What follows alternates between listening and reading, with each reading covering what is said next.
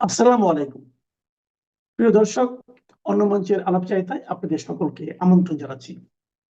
পর্বে আপনাদের স্বাগত জানাই। আমি আসাদ নূর। আমাদের সাথে যথারীতি রয়েছেন অ্যাক্টিভিস্ট এবং রাজনৈতিক বিশ্লেষক শেখ ফরিদ। শেখ ফরিদ ভাই, আপনাকে স্বাগত জানাই। আপনি কেমন আছেন?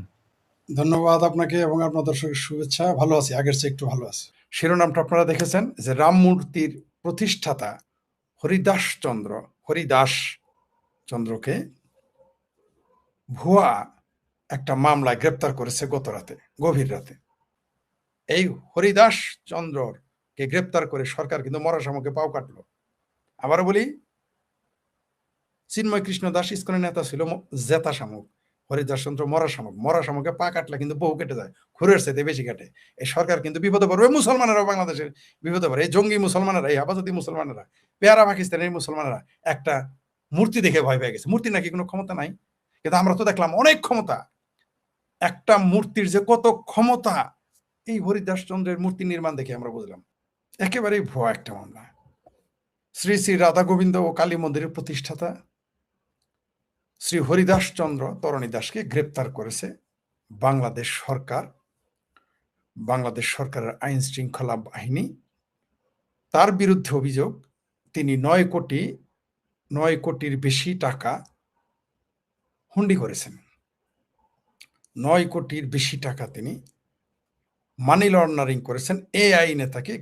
এই কারণে তাকে গ্রেপ্তার করা হয়েছে।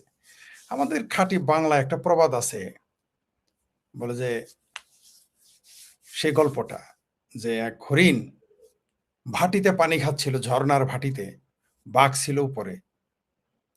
তখন ওই হরিণকে খেতে গেল। হরিণ বলল, তুই জল ঘোলা করছস কেন, তাই তোরে আমি খাবো। তো বলল যে,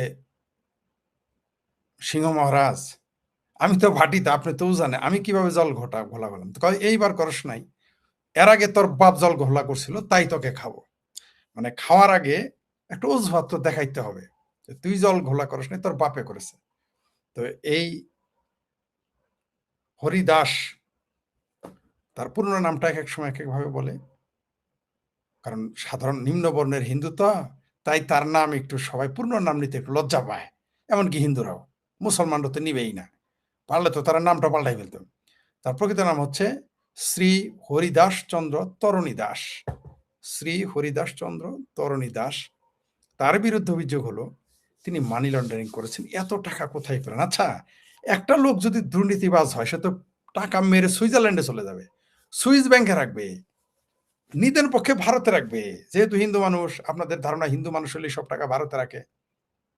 কিন্তু বেগম বাজারে তো আমি তো হিন্দু খুঁজে পাই না। ওই যে কানাডার যে বেগম বাজার, সুইস ব্যাংকে যে টাকা রেখেছে, তাদের হিন্দুর সংখ্যাটা কত একটু আমাকে বলবেন আপনারা? নামগুলো একটু দেখান তো। 146 গুণ বেড়েছে ডক্টর ইউনূস ক্ষমতায় আসার পরে। এখনো কি ভারত হিন্দুদের রেখেছে? এখনো কি বাংলাদেশে ভারত সরকার চলে, হিন্দুর সরকার চলে, না আওয়ামী লীগের সরকার চলে নিদেন পক্ষে? তো এখন এই সুইস ব্যাংকে কে টাকা রাখে, কারা রাখে? তাদের সংখ্যা কত? তাদের যদি সংখ্যা 1000 হয়, তার মধ্যে বড় জোর 5টা পাবেন হিন্দু, আর 995 জন তো পাবেন মুসলমান। ও ভারতে টাকা রাখা খুব খারাপ, কিন্তু সুইজারল্যান্ডে রাখা ভালো, তুরস্কে রাখা ভালো, তাই না? দুবাই রাখা ভালো, আমেরিকা নিয়ে যাওয়া ভালো, কানাডাতে নিয়ে যাওয়া ভালো, সিডনিতে নিয়ে যাওয়া, এগুলো ভালো, তাই না? যাই হোক, সেটা আপনাদের ব্যাপার। তাহলে এই তরণী দাস, এই হরিদাস, ঠিক আছে,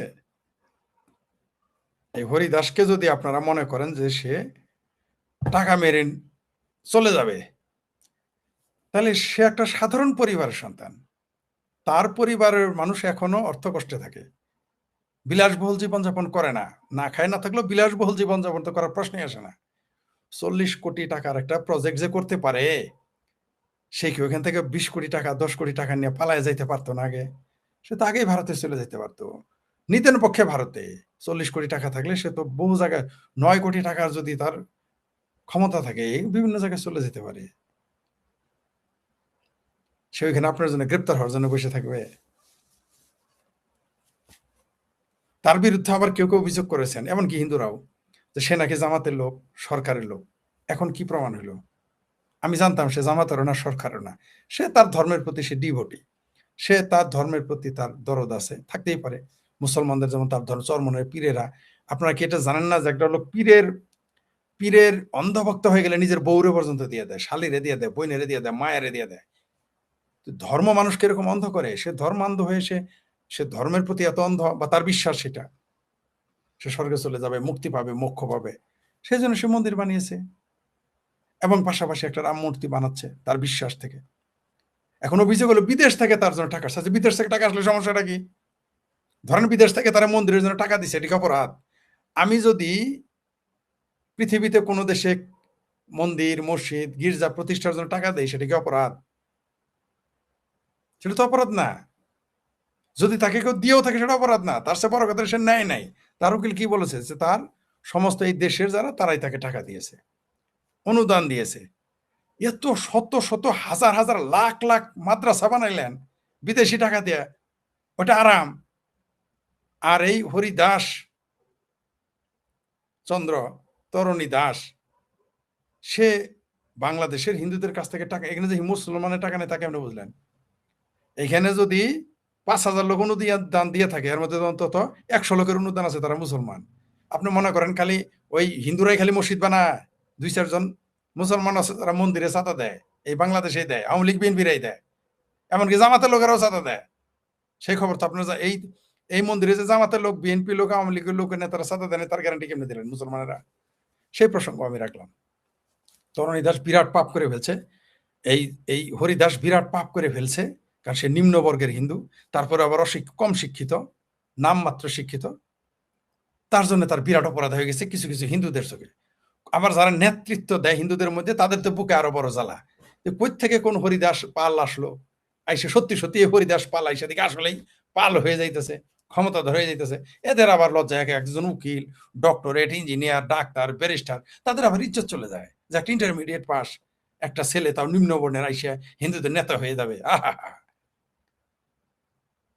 কিন্তু মুসলমানদের উষ্টা খাইতে সমস্যা নাই, তাদের থাবড়া খাইতে সমস্যা নেই। আজকেও দেখলাম এই যে বাংলাদেশের একজন নায়ক হিন্দুদের মালনের বাচ্চা বলে ডাকলো, একজন বিখ্যাত কিংবদন্তি নায়ক সোহেল রানা, শিক্ষিত মানুষ, কিন্তু ঢাকা বিশ্ববিদ্যালয়ে পড়ালোক, প্রকাশ্য টিভিতে বলে মালওয়ানের বাচ্চা বলে, মালওয়ান বলে হিন্দুদের। তাহলে এই যে আমি আপনাদের বলেছি সারা বাংলাদেশে হিন্দুদের যে মালনের বাচ্চা বলে মৌলবীরা, আমি কি ভুল বলেছিলাম? একজন ঢাকা বিশ্ববিদ্যালয়ের ছাত্র, একজন মুক্তিযোদ্ধা, একজন নায়ক, কিংবদন্তি নায়ক, ইসলাম বিরুদ্ধে যা তাই সব জীবন করছে সারা জীবন, এখন টুপি পরে চাপা মারে। যৌবনকালে সব বাংলাদেশ অভিনেতা দেখবেন, সব নায়ক নায়িকা দেখবেন, যৌবনকালে যা ইচ্ছা তাই ফাত্রামি যত আছে, গাঁজা খাওয়া, মদ খাওয়া, লুচ্চামি করা, ভণ্ডামি করা, বদমাইশি করা, এমনি তো অভিনয় হারামি, নাচ গান তো হারামি।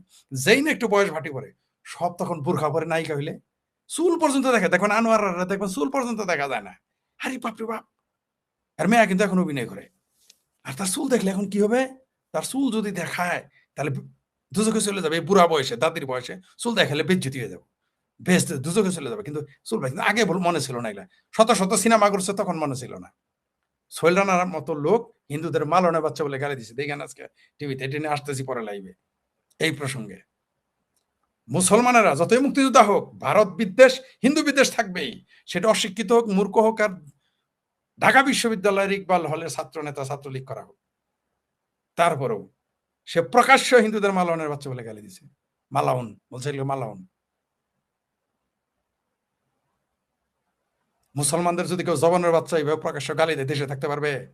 এই বাংলাদেশে পারবে না। যাই হোক, সেটা অন্য প্রসঙ্গ। যে প্রসঙ্গে আসি,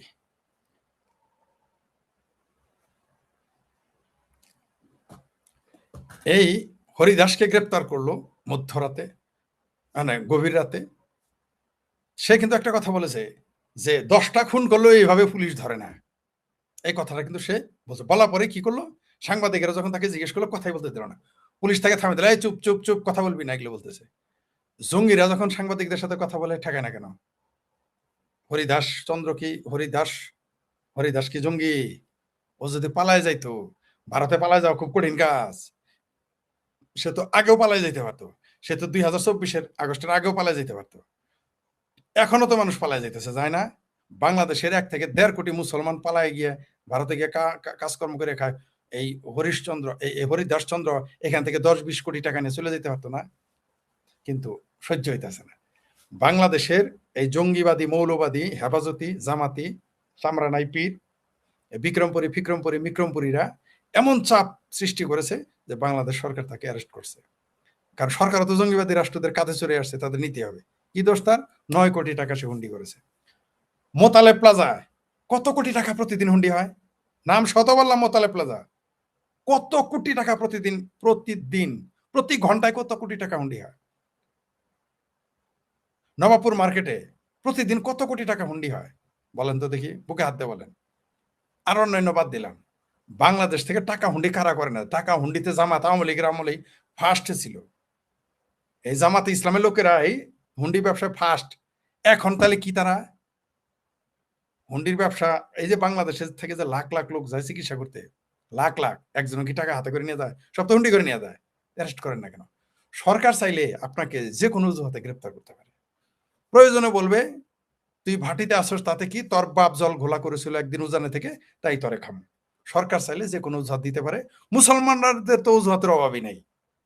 মানে ওই গল্পের সিংহের চাইতে, বাঘের চাইতে, উজানে থাকা বাঘ সিংহের চাইতে মুসলমানদের অজুহাত বেশি। অজুহাতের অভাব নাই। একটা রাম, এই যে মানুষ না বলে, মুসলমানরা বলে মূর্তির কোনো ক্ষমতা নাই। আমি তো দেখলাম এই প্রথম, আমিও জানি, আমিও বিশ্বাস করি যে পাথরের মূর্তি হোক আর মাটির মূর্তি হোক, কোনো ক্ষমতা নেই। অবশ্য স্বর্ণের মূর্তির ক্ষমতা আছে।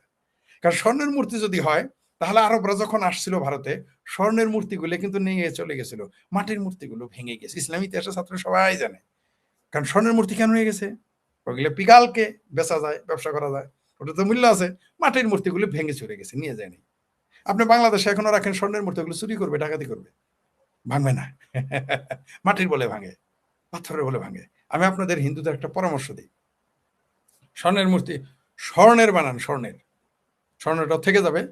প্রতীকীভাবে বিসর্জন দিবেন নদীতে, আবার তুলে এনে রেখে দিবেন, দেখবেন তাহলে এটা কাজে কাটবে। আমার ধারণা এটা করা উচিত। এটা করলে আরো ভালো হবে। স্বর্ণের মূর্তি বানালে, দুর্গার মূর্তি বানাবেন স্বর্ণের, গণেশের মূর্তি বানাবেন স্বর্ণের, তাহলে কি হবে? ওটা থেকেও যাবে সারা জীবন। প্রত্যেকে বিসর্জন দিয়ে আবার নিয়ে এসে পড়বেন। এটা আপনাদের একটা ভালো বুদ্ধি দিলাম। আমি কিন্তু প্রথম দিলাম, পরে আবার শুরু করে বললেন আমাকে বলছে, তোমাকে বলছে। যেমন মহাভারত ব্যাংক তৈরি করার বুদ্ধি আমি প্রথম দিয়েছি, আর পরে বানানোর পরে বললেন না যে অমুক জনে দিয়েছিল, স্বপ্ন দেখছিলাম, দাদাই দেখছিল, বুঝলে গেছিল। যাই হোক, প্রকাশ অন্তত আমি বলেছি, মনে মনে কেউ বলতেই পারেন, ভাবতে পারেন। যেটা বলতেছিলাম, কেন হরিশচন্দ্রকে গ্রেপ্তার করা হলো? 9 কোটি টাকা হুন্ডি করেছে, যদিও প্রমাণ হয় না এখনো। সবচেয়ে মজার বিষয়, তার বিরুদ্ধে আর আগে যে মামলা হয়েছিল, সেই ব্যক্তি একাই 350 মামলা করছে। আচ্ছা, আপনারা আমাকে এখন বলেন, পৃথিবীতে কোন ব্যক্তি 350 মামলা করে? ডাউট বাটপার ছাড়া আর ভুয়া মামলা ছাড়া সম্ভব এটা? পৃথিবীর কোন ব্যক্তি 3টা মামলা করতে পারতে 5টা পারে, 10টা পারে, 20টা পারে? একটা লোকের এত মামলা কেন করতে হবে? বা 25টা করতে পারে, 30টা করতে পারে ধরলাম, বা প্রতি বছর একটা করে মামলা করলে, একটা মানুষের বয়স 50 হলে সে 50টা মামলা করতে পারে। তাইলে যে লোক 350 মামলা করছে, সেই ব্যক্তি বাদী হলো হরিদাসচন্দ্রের মামলার বাদী। এরপরেও আপনাদের আকল আসে না যে এটা ফাত্রা মামলা, ভুয়া মামলা, সরকার যে একটা ফাত্রামি করেছে। হরিদাসচন্দ্রের সাথে আমার শনিবার রাতে সর্বশেষ কথা হয়েছিল, রবিবার রাতে তিনি গ্রেপ্তার হলেন। তার সাথে আমার আগেও কয়েকবার কথা হয়েছে। তিনি আমাকে বলতেন, না ভাই, আমাকে গ্রেপ্তার করবে না, পুলিশ গোয়েন্দা সংস্থা আমার বলছে আমার দুর্নীতি কোনো খুঁজে পায় নাই। আর পাবে কেন ভাই? আমার তো কোনো দুর্নীতিই নেই, আমি জনগণের টাকায়, মানুষের টাকায়, আমি ভক্তদের টাকায় আমি এগুলো করি। আমি তা না, আমাকে মেরে ফেলতে পারে কেউ, কিন্তু পুলিশ আমাকে গ্রেপ্তার করে। আমি বলছি, না, পুলিশও আপনাকে গ্রেপ্তার করবে। আপনি তাদের মিষ্টি মিষ্টি কথাই ভুলেন না। পুলিশের মিষ্টি মিষ্টি কথা মানেই আপনাকে গ্রেপ্তার করে। বারবার বলেছে আপনি কিন্তু গ্রেপ্তার হবেনি, তবে আপনাকে একটা সুযোগ দিয়েছে পালিয়ে যাওয়ার জন্য। অর্থাৎ আপনি পালিয়ে গেলে সরকারও বাঁচলো, তাহলে এদের জবাব দিতে পারবে, ঝামেলায় পড়বে না। কারণ আপনারা গ্রেপ্তার করলে যত কিছুই করুক, আপনারা গ্রেপ্তার করলে সরকার একটু ঝামেলায় পড়বেই, যতই আপনি দুর্বল হয়ে থাকেন।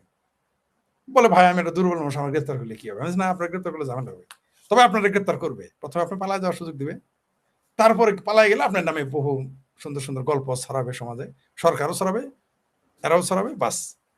আর একটা কারণ হলো যে সে যেহেতু নিচু জাতের, তাকে ওখান থেকে তাড়িয়ে উঁচু জাতের হিন্দুরা গিয়ে ওই জায়গাটা নিবে।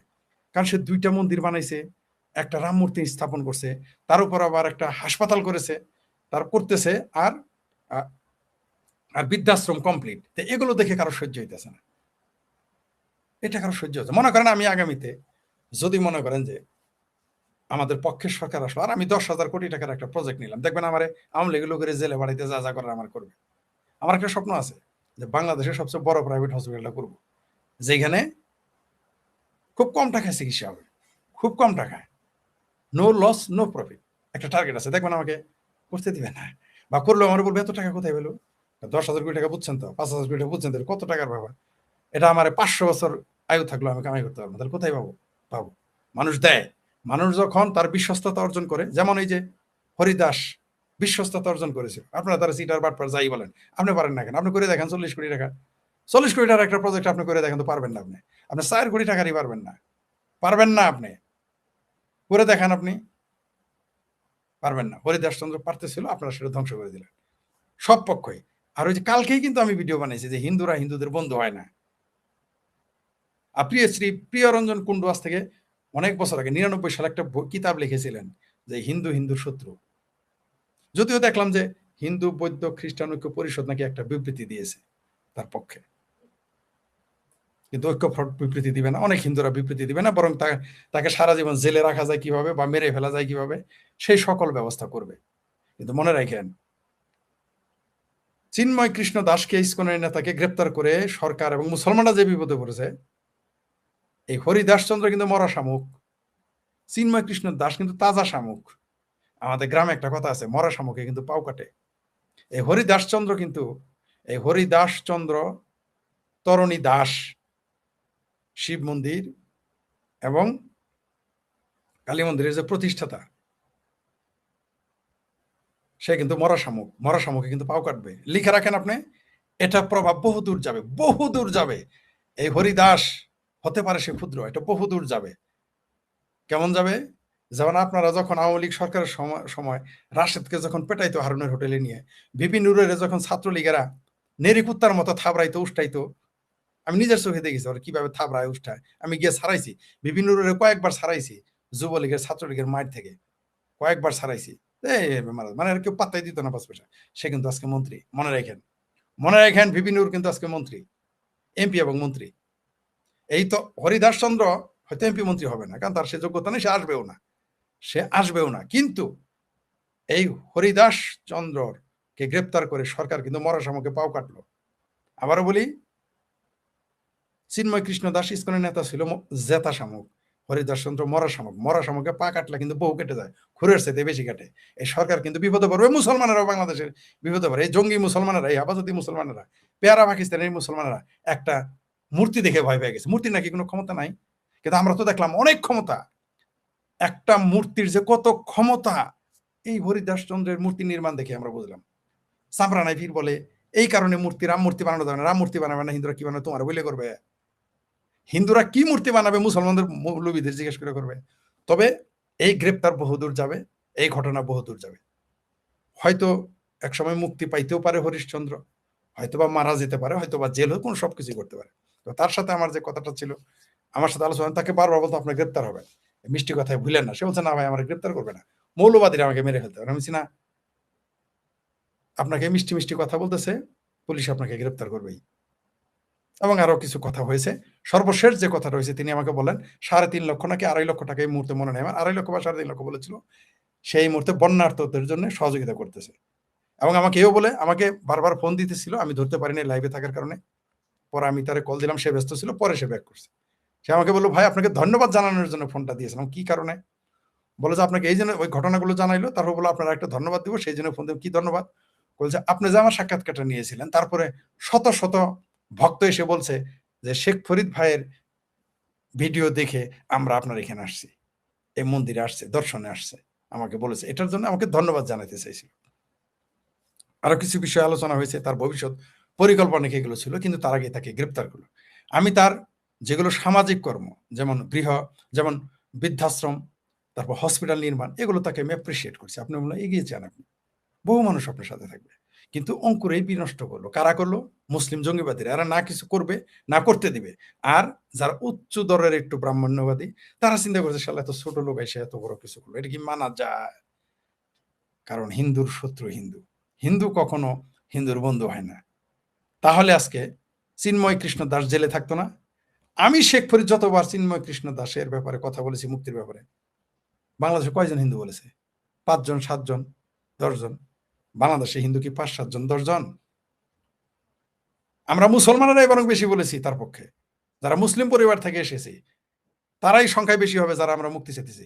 তসলিমা নাসরিন তার মুক্তি চেয়েছে, আসাদ নূর তার মুক্তি চেয়েছে, সাইফুল বাতেন টিটু তার মুক্তি চেয়েছে, আমি তার মুক্তি চেয়েছি, আমরা সবাই মুক্তি চেয়েছি। মুফতি মাসুদ তো মুক্তি চাইতে গিয়ে নিজেই জেলে গিয়েছিল ভারতের, অদ্ভুত ব্যাপার। অবশ্য এখন সে জামিনে মুক্ত। আমরা সবাই মুসলমান পরিবার থেকে আসা, আমরা কেন যে তাকে আপনি পরিকল্পিতভাবে উদ্দেশ্য প্রণোদিতভাবে গ্রেপ্তার করছে, এটা মেনে নেওয়া যায় না। হরিদাস চন্দ্র হচ্ছে বলির পাঠা হয়ে গেল। একদিকে মুসলিম জঙ্গিবাদের, বাংলাদেশ সরকারের, মানে এরা এমন বলতেছে যে এটা মানে রাম মূর্তি নির্মাণ করছে তাতে নাকি রংপুর চলে গেছে। কত বড় বেকুব, কত বড় বেকুব বলে চিন্তা ভাবনা করে। একটা রাম মূর্তি, তাহলে বোঝা গেল যে মূর্তির শক্তি আছে। এতদিন তো বিশ্বাস করি নাই ভাই, এখন আমার এখন একটু বিষয়, মানে এতদিনও বিশ্বাস নাই। হরিদাস চন্দ্রের গ্রেপ্তার করার পর মনে হইলো যে তাহলে বোধ হয় মূর্তির শক্তি থাকতে পারে, নইলে এত তোড়জোড় কেন, এত তোড়জোড় কেন? তবে হরিদাস চন্দ্রকে গ্রেপ্তারের তীব্র নিন্দা জানাই।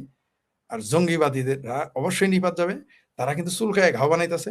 এটা সরকারের জন্য, তারেক রহমানের জন্য বুমেরাং হবে। আরেকটা জিনিস আপনাদের বলি, এইবার কিন্তু তারেক রহমান যে পাশ করছে ইলেকশনে, যদি হিন্দুরা তারেক রহমানের নারেককে রুমাল দিয়ে ভোট না দিত, তাহলে কিন্তু তারেক রহমান ক্ষমতায় নাও যেতে পারত। আপনাকে বলি, আমাদের মতো কিছু নরাধম জামাতের বিরুদ্ধে সক্রিয় অবস্থান নিয়েছি, আর বাংলাদেশের হিন্দুরা আমরা কন্টিনিউয়াসলি বলে গেছি জামাতের বিরুদ্ধে, যার জন্য জামাতের আসন কমছে বাংলাদেশে। জোর করেও তারা নিতে পারেনি। আর একটা কাজ করেছে বাংলাদেশের হিন্দুরা, 70 থেকে 80টা সিটে হিন্দুর ভোটে পার হয়েছে এই তারেক রহমান। কিন্তু তারেক রহমান হিন্দুর ভোটে পার হয়ে হিন্দুর সাথে গাদ্দারি। বললাম তো 70 থেকে 80টা সিটে, 70 থেকে 80টা সিটে বিজয় নির্ধারণ করে দিয়েছে হিন্দু ভোট। হিন্দুরা ভোট দিয়েছে, আপনি জানেন আওয়ামী লীগের ভোট দেয় নাই। আওয়ামী লীগের হয়তো 5-10% গিয়েছিল ভোট দিতে, 5%। সব হিন্দুরা কিন্তু ভোট দিয়েছে। এই হিন্দুরা ভোট দেওয়ার কারণে কিন্তু জামাত বিরোধী দলে, নাহলে কিন্তু জামাত সরকারি দলে থাকতো, হিন্দু যদি ভোট দিতে না যাইতো। স্পষ্ট করে বলে দিলাম। কিন্তু তারেক রহমান কি করলো, বিএনপি সরকার কি করলো, হিন্দুদের বিরুদ্ধে বিরোধিতা করা শুরু করলো। অদ্ভুত ব্যাপার। তারেক রহমান সাহেবকে বলতে চাই, আওয়ামী লীগও কিন্তু মনে করেছিল যে মৌলবাদী গোষ্ঠী হেফাজতকে, জঙ্গি মুসলমান, যে সব মুসলমান না, যারা জঙ্গিবাদী মুসলমান, কট্টর মুসলমান, উগ্রবাদী মুসলমান, তাদের সমর্থন করলে ক্ষমতায় থাকা যাবে। তার শেখ হাসিনা কিন্তু পারেন নাই, তার এত বড় সংগঠন থাকতেও। পেরেছিলেন কি? তারাই কিন্তু তাকে উচ্ছেদ করেছে। শেখ হাসিনাকে উচ্ছেদ করেছে কারা? এই উগ্রবাদী মুসলমানেরাই। আপনি তারেক রহমানও কিন্তু এদের হাতে উষ্টাটা খাবেন। পাশাপাশি আপনি কিন্তু, হিন্দুরা আপনার উপরে কিছুটা ভরসা করেছিল, আমি সেই খবর নিয়েছিলাম।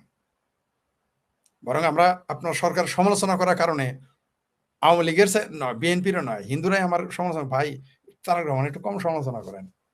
কেন? যে হিন্দুদের পক্ষে নাকি সে কিছু করবে না। তারেক রহমান জীবনও ভারতের পক্ষে কাজ করবে না, হিন্দুদের পক্ষে কাজ। আরে ভাই, আওয়ামী লীগই করে না আপনাদের ভাষা, আওয়ামী লীগ না করলে বিএনপি করবে।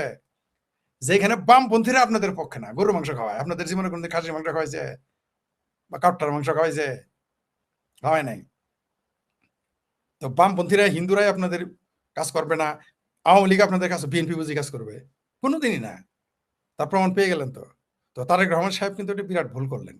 এই জঙ্গিবাদীদের সন্তুষ্ট করে আপনি কোনোদিনই শেষ করতে পারবেন না। জঙ্গি উগ্রবাদীদের ততক্ষণ পর্যন্ত আপনি সন্তুষ্ট করতে পারবেন না যতক্ষণ দেশটা আফগানিস্তান না বানাইতে পারবে। কোনোদিনই না। আপনি শেখ হাসিনা, আওয়ামী লীগ সরকার 560টা মসজিদ বানাইছিল, মন পাইছে? তারা বলে হিন্দুরা বলে হিন্দুর মুশরিকের দল, লাইভ আসে বলে হিন্দু মুশরিকের দল। আর ইদানিং কিন্তু বলা শুরু করেছে যে গণতন্ত্র কুফরি। বুঝতে পারছেন তো তারেক রহমান সাহেব? এই যে আপনি যে হিন্দুদের ভোট নিয়ে এতগুলো সিটে ব্যবধানে পাশ করলেন, 70-80টা সিটের হিন্দুদের ভোটের ব্যবধানে, ভোটের কারণে এই ব্যবধানটা হয়েছে। জামাত ক্ষমতা চালায় চলে যাইত। আমরাও কিন্তু বলেছিলাম যে নির্বাচনটা হয়ে যাক। তো আপনি পাশ করেছেন হিন্দুদের ভোটে, আর হিন্দুদের বিরুদ্ধে গাদ্দারি। ফলাফল একই হবে, বরং আপনারটা ভয়ঙ্কর হবে। আওয়ামী লীগ তো রিটার্ন করতে পারবে, ইউটার্ন করতে পারবে। আওয়ামী লীগ আবার কাম ব্যাক করবে। আওয়ামী লীগের অভ্যাস আছে, হাফ টাইমের আগে 4 গোল খায়া পরে কিন্তু 5 গোল দিবে। আপনি কিন্তু পারবেন না। আপনি কিন্তু হাফ টাইমের আগে দিলেও পারবেন না, শেষে দিলেও তো ফিরাইতে পারবেন না। আওয়ামী লীগ লাস্ট মিনিটে গোল করার প্লেয়ার, ফুটবলের সাথে যেত লাস্ট মিনিটে কি এসে গোল করবে। আপনি তারেক রহমান পারবেন না। আপনি কিন্তু আওয়ামী লীগ না, আপনি ফিরতে পারবেন না। আপনি যেদিন বিচ্ছিন্ন হয়ে যাবেন আর পারবেন না, ওই সুযোগ দেবে না। হিন্দুরা এবার আপনার কিছুটা বিশ্বাস করেছিল, সেই জন্য আপনাকে ভোট দিয়েছে। নইলে আপনি এবারও বিরোধী দলেই থাকতেন। ক্ষমতায় আসতে পারতেন না। তবে সবশেষে হিন্দুদেরই আমি সমালোচনা করব, কারণ তারা ঐক্যবদ্ধ নয়। একটা রাম মূর্তি নির্মাণকারীকে তারা জেলের বাইরে রাখার ক্ষমতা রাখে না। আচ্ছা, ইসকনের কথা বাদ দিলাম, ইসকনের বিতর্ক আছে, ইসকনের সনাতন ধর্ম অনেক ইসকনের পক্ষে বা বিপক্ষে, আলাদা কথা। রাম তাদের ধর্ম, রাম তাদের ভগবান রাম, এই ব্যাপারে তো কারো পরমেশ্বর সম্পর্কে তো তাদের কারো বিতর্ক নাই, যে তারা পূজা করুক কেউ না করুক তারা ভগবান রামকে মানে। একজন হিন্দুকে রাখতে পারলো, তারা জেলের বাইরে রাখতে পারে, শেষে গেলই, আর রাখতে পারলো না, এবং প্রতিবাদ দেখেন নাই, কোনো প্রতিবাদ নেই। হিন্দুর শত্রু আসলে হিন্দুর কখনো হিন্দুর বন্ধু নেই, তার জন্য হরিদাস চন্দ্র গেছে। আর হরিদাস চন্দ্র যদি কোনোদিন আমরা মুক্ত করতে পারি, সেটা আমাদের যারা মুসলমান পরিবার থেকে আসছে তারাই যদি বের করতে, আপনাদের মুরদে কোলাবে না, আমরা তাকে বের করবো, কথা দিলাম আপনাদের, আপনারা পারবেন না আমরা জানি। আমরা হরিদাস চন্দ্রকে বের করবোই আমরা, আপনারা পারবেন না আমি জানি। আপনারা যাবেন তেল মারতে, নিজের পোলার ব্যবসা, চাকরি ব্যবসা ঠিক আছে কিনা, মেয়ের জামাইয়ের চাকরি ঠিক আছে কিনা, মেয়ের ভালো বিয়ে হয়েছে কিনা, নিজের একতলা ফাউন্ডেশন 2 তলা হয়েছে কিনা, 2 তলা ফাউন্ডেশন 3 তলা হয়েছে কিনা, 3 তলা থাকলে আরেকটা জমি কিনছেন কিনা, এই চিন্তায় আছেন আপনারা। মনে রাখেন, যতক্ষণ আপনি রাজনৈতিক ক্ষমতা অর্জন না করতে পারবেন আপনি টিকতেই পারবেন না। আপনাকে চতুর্থ শ্রেণীর মানুষ হয়ে আপনাকে বসবাস করতে হবে, নাগরিক হয়ে। হরিদাস চন্দ্রকে যদি আপনারা দ্রুত মুক্ত করতে না পারেন, তাহলে আপনাদের কপালে আরো শনি আছে, আরো বহু শনি আছে, বলে দিলাম। গ্রেপ্তার করতে দেওয়ার মধ্যে শনিটাই আনছেন, আর ফিরাইতে যদি তাকে না পারেন আপনারা দ্রুত, যদি আমাদের করতে হয়, তাহলে আপনাদের কপালে কিন্তু খুব ভালো আছে বলে আমার মনে হয় না। বাংলাদেশকে 2024-এর চরমপন্থীদের উত্থানের মাধ্যমে বাংলাদেশের যে অর্থনৈতিক, রাজনৈতিক, সামাজিক, সাংস্কৃতিক, ঐতিহাসিক ক্ষতি করা হয়েছে, সেটা থেকে আমাদের একমাত্র ত্রাণকর্তা হলেন জননেত্রী শেখ হাসিনা, আর উপরে আমাদের আল্লাহ বা সৃষ্টিকর্তা যারা অন্য ধর্মের আছেন তাদের দিক থেকে যদি দেখি। এই মাটিতে শেখ হাসিনা আর আসমানে আল্লাহ, এই দুই ছাড়া আসলে আমাদের আর কোনো রক্ষাকর্তা নাই। দেখুন, 2000 প্রধানমন্ত্রী শেখ হাসিনা 2009 সালে ক্ষমতা গ্রহণ করেছেন। তারপরে বাংলাদেশের শুধু যদি আপনি অর্থনৈতিক প্রবৃদ্ধিটা দেখেন, এই অর্থনৈতিক প্রবৃদ্ধি নিয়েও কিন্তু জঙ্গিরা মিথ্যা কথা ছড়ায়, কিন্তু আমি যে কোনো ডেটা বা যে কোনো ইনফরমেশন এখানে শেয়ার করব, সেটা কখনো আওয়ামী লীগ সরকারের প্রকাশ করা ইনফরমেশন নয়, কারো প্রকাশ করা ইনফরমেশন নয়, সব এই আমাদের ইউনুসের যে প্রতিষ্ঠান, ইউনুস যাকে চাইলেই বাংলাদেশের উন্নয়ন কর্মকাণ্ড থেকে বের করে নিতে পারে, সেই বিশ্ব ব্যাংকের ব্যবহার করা যদি আমরা ইনফরমেশন দেখি, বাংলাদেশে শেখ হাসিনা সরকারের 2009, তখন তো অর্থনীতি খুবই খারাপ ছিল, তিনি অর্থনীতি পেয়েছিলেন একটা ভঙ্গুর অর্থনীতি, বিএনপি এবং পরবর্তীতে ইয়াজউদ্দিনের এবং ফখরুদ্দিনের এদের সরকার থেকে। সেই অর্থনীতিটাকে তিনি নির্মাণ করে, তখন 5% জিডিপি ছিল, এমনকি ওই সরকারের আমলও কম ছিল, সেইটাকে তিনি গড়ে 7% করেছিলেন, যেটা শুধু কোভিডের 1 বছর 2021 কি 20 সালে আমাদের 3.5% হয়েছিল, কিন্তু গড় করলে সেই অর্থনৈতিক প্রবৃদ্ধিটা ছিল 6.8%, এবং কখনো কখনো এটা 8%-এর কাছাকাছি গিয়েছিল। শেখ হাসিনার যে উন্নয়নের ভিশন, আমাদের একটা বার্ষিক জিডিপি প্রবৃদ্ধি দরকার ছিল, সেই টার্গেটেড, সেটা অ্যারাউন্ড 8% হলে আমরা 2041 সালে রাষ্ট্রনায়ক শেখ হাসিনার যে ভিশন 2041, অর্থাৎ 2041 সালের মধ্যে বাংলাদেশ আধুনিক শিল্পোন্নত একটা ডেভেলপড কান্ট্রি, যেটা অর্থাৎ ইউরোপ, আমেরিকার কাতারের একটা কান্ট্রি, কিংবা জাপান, দক্ষিণ কোরিয়া, সিঙ্গাপুর এদের কাতারের কান্ট্রি হওয়ার, এই ভিশনটার দিকে কিন্তু তিনি কাজ করছিলেন। দেখুন, বাংলাদেশের জন্য 2041 সালে একটা উন্নত ইন্ডাস্ট্রিয়াল মডার্ন কান্ট্রি হওয়া, অর্থাৎ উন্নত বিশ্বের সাথে উন্নত বিশ্বের দেশগুলোর সমান একটা রাষ্ট্র হওয়া ছিল বিশাল এক সীমাহীন টার্গেট, যেই টার্গেট তিনি পূরণ করছিলেন দিনের পর দিন। আপনারা কি জানেন যে 2019 সালে উনি বাংলাদেশকে মধ্যমায়ের দেশে পরিণত করার টার্গেট নিয়েছিলেন 2021 সালে, যেটা ছিল শেখ হাসিনার ভিশন 220। সেটা তিনি 2019 সালে অর্জন করেছিলেন। সেই বাংলাদেশকে ইউনূসরা ভিক্ষার থালা হাতে ধরিয়ে দিয়ে আবার কিন্তু লিস্ট ডেভেলপড কান্ট্রি করার জন্য তারা তদবির করছে যাতে ভিক্ষা পাওয়া যায়। অথচ শেখ হাসিনা দেখেন এই যে উন্নতি করছে, এই উন্নতির অর্থনৈতিক প্রবৃদ্ধি যদি এমন পর্যায়ে করতে হয় যে 2041 সালে বাংলাদেশের মানুষ আপনার ইন্ডাস্ট্রিয়ালি ডেভেলপড কান্ট্রি হবে, সেটা বিশাল টার্গেট। এই টার্গেটে ব্যাপৃত থেকে শেখ হাসিনা কিন্তু অনেক দিকে হয়তো খেয়াল করতে পারেননি, কিন্তু বাংলাদেশ তো সেটা অর্জন করছিল। সেই অর্জনটাকে থামিয়ে দিয়েছে 2024-এর জঙ্গি উত্থান। আপনারা চিন্তা করতে পারেন, আমরা যদি বাংলাদেশকে যদি মনোজগৎটা যদি স্বাধীনতা বিরোধীরা শাসন না করতে পারত, শুধু ইউনূস বাংলাদেশকে যেভাবে অর্থনীতিতে ডুবিয়ে দিয়েছে, সেই রকম যদি একই জায়গায় যদি শেখ হাসিনার সরকার বা আওয়ামী লীগের সরকার ডুবিয়ে দিত, আওয়ামী লীগের সরকার কিন্তু বাংলাদেশে একদিনও ক্ষমতায় থাকতে পারতো না। অথচ দেখেন সেই অবস্থাটা কন্টিনিউ করে যাচ্ছে। ইউনূস ক্ষমতায় ছিল, এখন তারেক রহমান ক্ষমতায় আছে, দেশে কোনো বিদেশি বিনিয়োগ নাই, দেশে যদি প্রাকৃতিক দুর্যোগ হয় মানুষকে সহায়তা করার কোনো সক্ষমতা এই সরকারগুলোর নাই। এই অবস্থায় আজকে বাংলাদেশ এসে দাঁড়িয়েছে, চিন্তা করুন। কিন্তু এবং তারেক রহমানের সরকার কাগজে কলমে দেখাচ্ছে সে 6.5% জিডিপি প্রবৃদ্ধি করবে, কিন্তু যেই বাজেট সে দিয়েছে সেখানে সে বিশাল অঙ্কের ঘাটতি রেখেছে, যেটা বিদেশিদের থেকে টাকা নিয়ে মিটাবে বলেছে। বিদেশিদের কেউ কিন্তু টাকা দিয়েছে এখন পর্যন্ত এমন প্রমাণ নাই। আপনাদের মনে আছে তো যে পররাষ্ট্রমন্ত্রী খলিল কিভাবে তেলে বেগুনে জ্বলে উঠছিল, আমরা কি ভিক্ষার থালা নিয়ে চীনে গিয়েছিলাম? দেখেন ওই প্রতিক্রিয়াটা দেখলেই বুঝবেন যে খলিল সাহেবরা কত ডিসহার্টেন্ড। তারেক রহমান সাহেব চীন ভ্রমণ করে এসে আসলে উনি টাকা পান নাই, আর উনি যে রাজস্ব আহরণের যে টার্গেট দিয়েছেন সেটাও এত বেশি বাস্তব ভিত্তিক নয়। তারপরে মানুষের চারিদিকে করের ট্যাক্সের পরিধি যেভাবে বাড়াচ্ছেন, গরিব মানুষকে আরো শোষণ করা, এগুলো করেও দেখেন তারেক রহমানের সরকার কি অর্জন করতে পারে। সেটা আমি এখন বললে হয়তো আপনারা বিশ্বাস করবেন না, 1 বছর পরে আমরা এটা নিয়ে আলোচনা করব। বাংলাদেশে জঙ্গিরা যতদিন আছে ততদিন কোনো বিদেশি বিনিয়োগ হবে না, এইটা একটা থিওরি হিসাবে আপনারা ধরে নিতে পারেন। এই যে বাংলাদেশের এত বড় ক্ষতি হয়ে গেল, এই ক্ষতির পেছনে সত্যিকারের দায়ী কারা? তাদেরকে এই ক্ষতিটা বিবেচনা করতে হবে না? এই ক্ষতির পেছনে অবশ্যই 24-এর জঙ্গি উত্থানে যারা সরাসরি নেতৃত্ব দিয়েছে, সেই সার্জিস হাসান, এই জঙ্গিগুলা দায়ী, স্বাধীনতা বিরোধীরা দায়ী, তার সাথে সহযোগী সংগঠন হিসাবে অবশ্যই তারেক রহমানের দলও দায়ী। কিন্তু এরা কি জঙ্গি উত্থানটা করতে পারতো যদি ওয়াকার বাহিনী সেদিন সত্যিকারের দেশপ্রেম নিয়ে শক্ত হাতে এটা মোকাবেলা করত? যদি তারা কারফিউ যখন ঠিকভাবে পালন করছিল না, তখনই কিন্তু সরকারের উচিত ছিল ওয়াকারকে সরিয়ে দেয়া। সেটা হয় নাই, সেই দুঃখ করেও আমাদের লাভ নাই।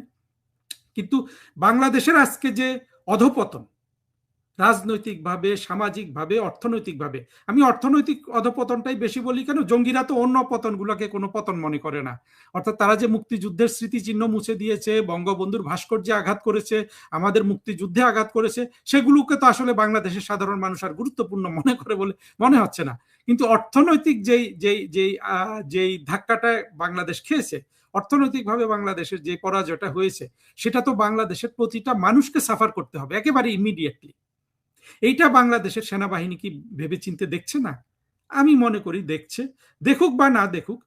কিন্তু এই দায়টা 2024-এর জঙ্গি উত্থানে যদি আজকে যা যা বলা হয়েছিল যে জঙ্গি উত্থান হয়ে গেলে সরকারি চাকরির যে অনিয়ম আছে সেটা দূর করবে, কোটা প্রথা বিলুপ্ত করবে, আমার প্রশ্ন হলো বাংলাদেশের সব ধরনের ছাত্রছাত্রী যারা বিসিএস পরীক্ষার্থী পোটেনশিয়াল, তারা কি সেই জিনিসটা পেয়েছে? তারা কি এখন কোটাবিহীন চাকরিতে কোনো ধরনের অনিয়ম ছাড়া চাকরিতে নিয়োগ পাচ্ছে?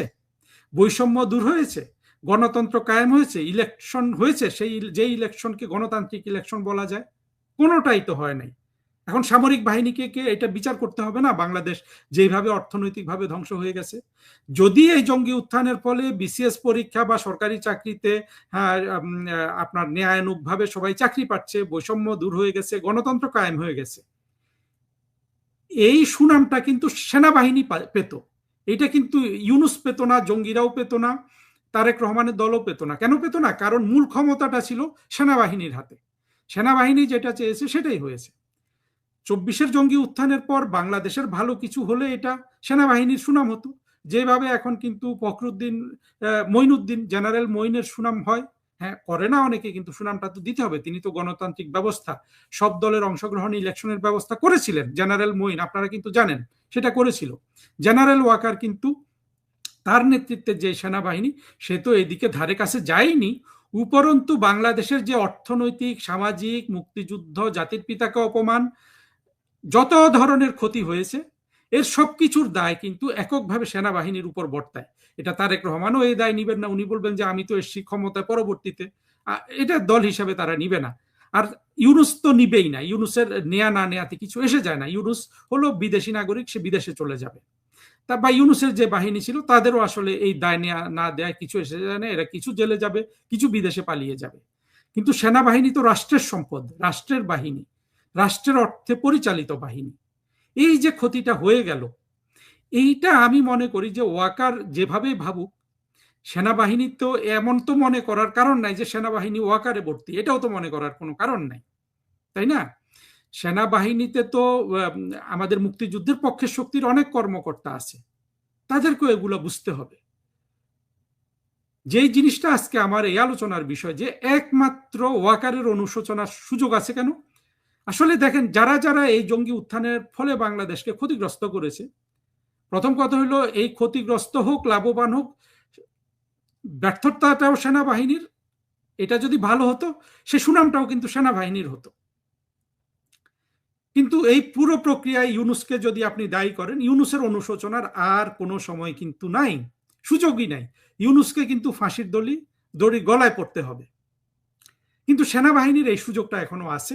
সেনাবাহিনী যদি তাদের যদি আপনার আমি দেশপ্রেমের কথা বলবো না, দেশপ্রেম হলে তো 24-এর জঙ্গি উত্থানের পক্ষে সেনাবাহিনী যায় না, তাদের যদি ন্যূনতম আপনার বিবেক কাজ করে বা তাদের নিজেদের ভবিষ্যৎ যদি চিন্তা করে যে আমরা বেতন পাবো, তো দেশের অর্থনীতি যেই দিকে যাচ্ছে, সেই আমাদের ছেলে মেয়েরা স্কুল কলেজ, আমাদের যে সুযোগ সুবিধা আছে সেগুলো, সেই সব খরচ মেটানোর জন্য সরকার, ভবিষ্যতের সরকারগুলো সক্ষম হবে তো, এই চিন্তাটাও যদি করে, আর আমাদের মুক্তিযুদ্ধের পক্ষের যেসব কর্মকর্তা আছে তারা যদি ওই জিনিসটা খতিয়ে দেখে, যেই ক্ষতিটা বাংলাদেশের হয়ে গেল, এইটা থেকে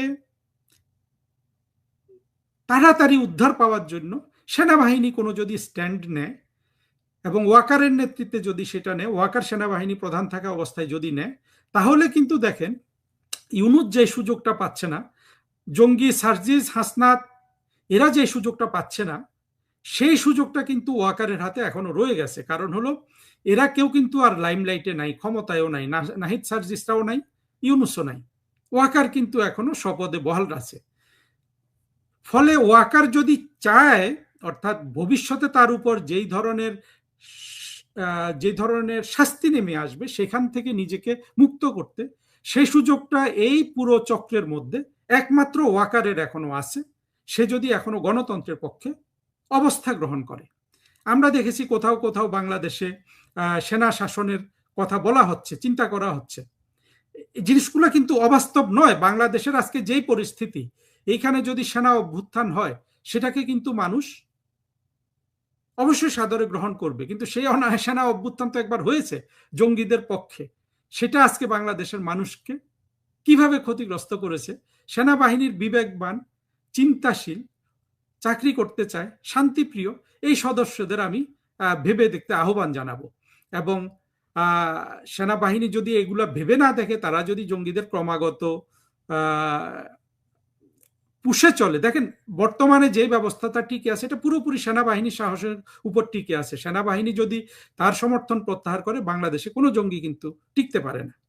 এই সার্বিক দিক বিবেচনা করে অতীতে সেনাবাহিনী কয়েকবার বাংলাদেশে দেশপ্রেমের জন্য ভূমিকা রেখেছে। আমরা জেনারেল নুরুদ্দিনকে সেই ভূমিকা রাখতে দেখেছি, আমরা জেনারেল মঈনুদ্দিনকে সেই ভূমিকা রাখতে দেখেছি, এমনকি জেনারেল জিয়াউর রহমানের ভূমিকাকেও আমি এখানে প্রশংসার চোখে দেখব। কারণ জেনারেল জিয়াউর রহমান বাংলাদেশকে স্ট্যাবিলিটি দিয়েছিলেন। অনেক কু হয়েছে, অনেক কিছু হয়েছে, কিন্তু এই জেনারেল ওয়াকারের যেই কু, এইটাতে বাংলাদেশ সবচেয়ে বেশি ডিস্টাবিলাইজড হয়েছে, বাংলাদেশ সবচেয়ে বেশি ক্ষতিগ্রস্ত হয়েছে, বাংলাদেশ সারা বিশ্বে একটা জঙ্গি রাষ্ট্র হিসেবে পরিচিতি পেয়েছে। এই জায়গা থেকে একমাত্র জেনারেল ওয়াকারের এখনো বের হয়ে আসার, একটা বিপরীতমুখী অবস্থান গ্রহণের সুযোগ আছে। আমি জেনারেল ওয়াকারকে এই ব্যাপারে ব্যাপারটা চিন্তা করে দেখতে বলবো যে এখনো যে সুযোগটা তার আছে যে এই দেশে সুখে শান্তিতে তার উত্তরাধিকার নিয়ে বসবাস করার, সেই সুযোগটা জেনারেল ওয়াকার কাজে লাগাবে কি লাগাবে না আমি জানি না, কিন্তু আমি দ্ব্যর্থহীনভাবে বলছি যে জেনারেল ওয়াকারের সাথে সামনে কিন্তু এই সুযোগটা এখনো আছে। সেটা খুবই সহজ জিনিস। এই যা কিছু অন্যায় অত্যাচার হয়ে গেছে সেগুলার নিরপেক্ষ তদন্ত বিচার করা এবং বাংলাদেশের সব দলের অংশগ্রহণে আপনার ইলেকশনের ব্যবস্থা করা। সেখানে কোনো চাতুর্যের অংশ নিলে কিন্তু জেনারেল ওয়াকার দ্বিতীয়বার বেইমানি করবে। আর সেই ধরনের উঠে দাঁড়ানোর মনোবল বা বুদ্ধি প্রজ্ঞা জেনারেল ওয়াকারের আছে কিনা সেটা তো সময় বলে দিবে। কিন্তু জেনারেল ওয়াকারের চাতুর্য আছে, সে চালাক মানুষ, সে নিজের ভালো বোঝে, কিন্তু নিজের চূড়ান্ত ভালো বুঝবে এইটা তো আমরা প্রত্যাশা করতেই পারি। সেই প্রত্যাশাটা রেখে আজকের এই ইন্টারাকশনটা শেষ করছি। এখন দেখি কারো কোনো মন্তব্য আছে কিনা যার উপর আমার মন্তব্য সংযুক্ত করতে পারি।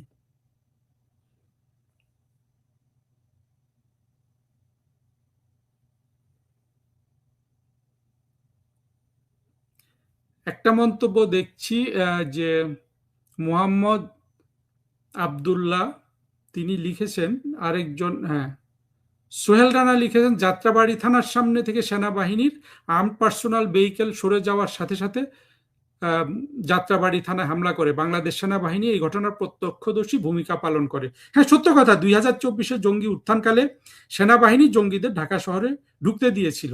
সেনাবাহিনীকে এগুলোর কিন্তু এইসব প্রশ্নের সম্মুখীন ভবিষ্যতে হতে হবে। আরেকজন বলেছেন তাহেরা আক্তার যে জেনারেল মঈনের সাথে জেনারেল ওয়াকারের আসলে কোনো তুলনা চলে না। জেনারেল মঈন বাংলাদেশকে গণতন্ত্রের পথে ফিরিয়ে এনেছিলেন, জেনারেল ওয়াকার বাংলাদেশকে জঙ্গিদের হাতে তুলে দিয়েছেন, সোজা হিসাব। এয়ার হাবিব বলছেন, জয়তু শেখ হাসিনা, আপনার মুক্তিযুদ্ধের পাওয়া বাংলাদেশকে ফিরাতে যে অক্লান্ত পরিশ্রম করছেন তার অবদান জাতি একদিন আপনাকে দিবে, আপনারা আছেন বলে জয় বাংলা বলতে আর ভয় লাগে না। ধন্যবাদ এয়ার হাবিব ভাই, সাথে থাকুন। আমরা সবাই আজকে বিপদগ্রস্ত, আমাদের চেয়েও বড় বিপদগ্রস্ত, আসলে আমি ব্যক্তিগতভাবে নিজেকে বিপদগ্রস্ত মনে করি না, কিন্তু আমাদের বাংলাদেশে লক্ষ কোটি আওয়ামী লীগের লোকজনের উপর অত্যাচার চালাচ্ছে এই জঙ্গি বাহিনী, তারেক রহমানের সরকার। কিন্তু আমরা সবাই সবচেয়ে বেশি ক্ষতিগ্রস্ত তো এই প্রক্রিয়া হলো দেশকে আমাদের উদ্ধার করতে হবে। ওর চালাকির দিন শেষ, যেদিন শেখ হাসিনা দেশে আসবে, ওয়াকার আর হাদিকে পাকিস্তান একসাথে কবর দিতে হবে। ধন্যবাদ ভাই আপনার মন্তব্যের জন্য।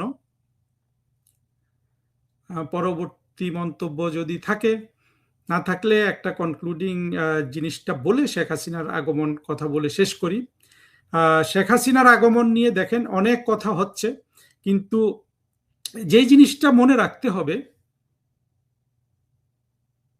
পাকিস্তানের অন্যতম সেরা খেলোয়াড় ছিল ওয়াকার ইউনুস, বাংলাদেশেও ওয়াকার ইউনুস দেখলো। এম বাসের শেখ রনি, ধন্যবাদ আপনাকে। দেখুন, শেখ হাসিনার প্রত্যাবর্তন নিয়ে অনেক কথা হচ্ছে।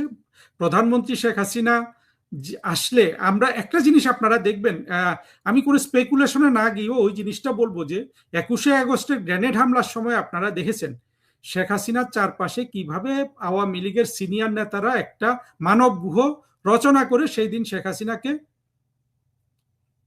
রক্ষা করেছিলেন। দাদা ভাই, আপনি কি মনে করেন ওয়াকারের অনুশোচনা হবে? জয়ন্ত সেন লিখেছেন, হবে কিনা এটা আসলে বলা মুশকিল। ওয়াকার তো অতি চালাক মানুষ, কিন্তু বিপদ দেখলে হয়তো অনুশোচনা করতেও পারে। কিন্তু এটা যদি না করে, ওয়াকারের যে ভবিষ্যৎ, সেটা আমি ওয়াকারকে ভেবে দেখার জন্য আপার নিরাপত্তাটা আপনারা দেখবেন। ঠিক আছে, আজকে আর প্রশ্ন মন্তব্য আমরা না নিয়ে এটার উপরই দু চার কথা বলি। ওয়াকারের অপরাধ অমার্জনীয়, একজন বলেছেন, এটা সত্য কথা। ওয়াকারের এখন পর্যন্ত অপরাধ অমার্জনীয়, কিন্তু আমরা চাই ওয়াকার, আমার বক্তব্যটা আসলে সুস্পষ্ট, সেটা হলো এদের কারো কিন্তু বাঁচার উপায় নাই, ওয়াকারের এখনো অনুশোচনার সুযোগ আছে।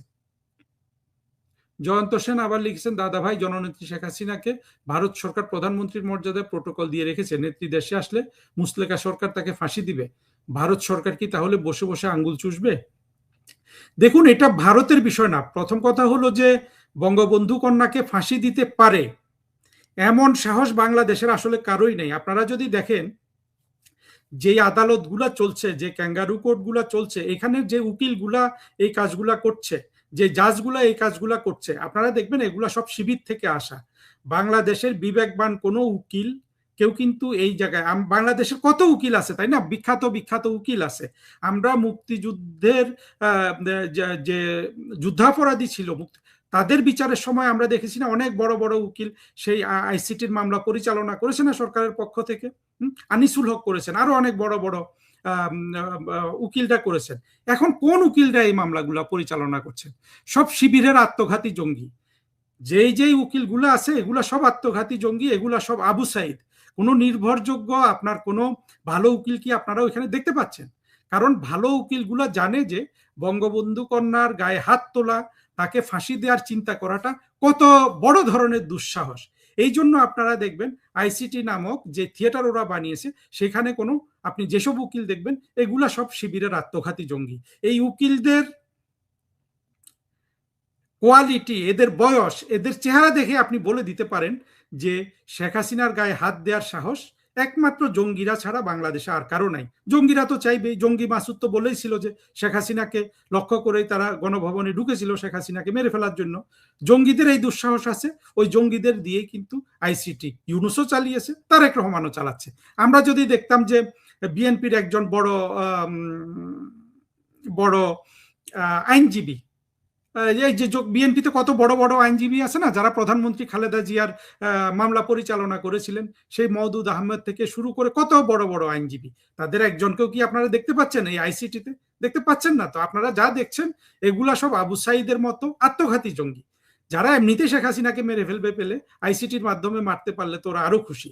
কিন্তু এর বাইরে বাংলাদেশে বিএনপি বলুন, অন্য কোনো সেনাবাহিনী বলুন, কারো সাহস নাই শেখ হাসিনার গায়ে হাত তোলার।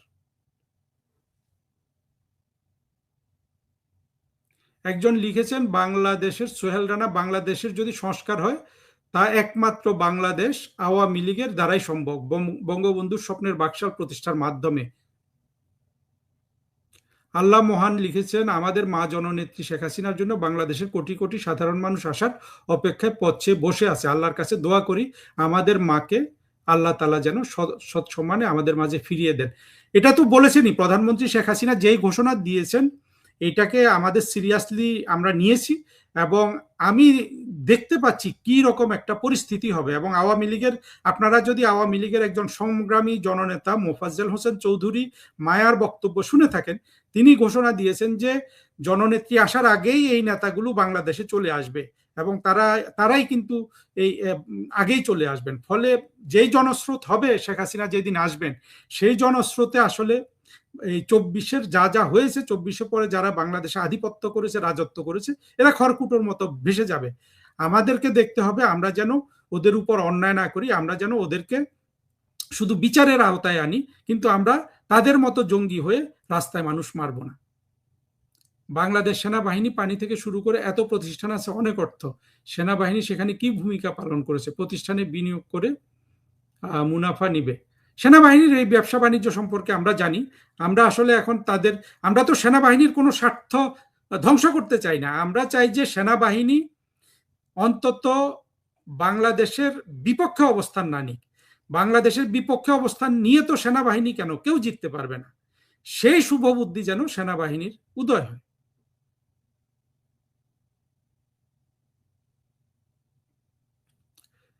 আওয়ামী লীগ কাউকে হত্যা করবে না। আওয়ামী লীগ আলেম ওলামাও হত্যা করবে না, জঙ্গিও হত্যা করবে না। আওয়ামী লীগ সবার বিচার করবে। শেখ হাসিনা কি আজ পর্যন্ত বলেছেন যে তিনি কাউকে হত্যা করবেন? তিনি বলেছেন বিচার করবেন। আমাদের সবার কথা হলো যে আমরা 24-এ জাতির উপর যেই ধ্বংসযজ্ঞ সাধিত হয়েছে, বাংলাদেশ আজকে যেই জায়গায় নেমে এসেছে, এই জায়গায় আসার জন্য যারা যারা দায়ী তাদেরকে অবশ্যই বিচারের আওতায় আনতে হবে। এটা তো বাংলাদেশের শেখ হাসিনার উপর শুধু অন্যায় না, বা আমাদের উপর শুধু অন্যায় না, বাংলাদেশের 18 কোটি মানুষের উপর এই অন্যায় হয়েছে। সুতরাং বাংলাদেশের মানুষের পক্ষ থেকে বিচারটা করতে হবে।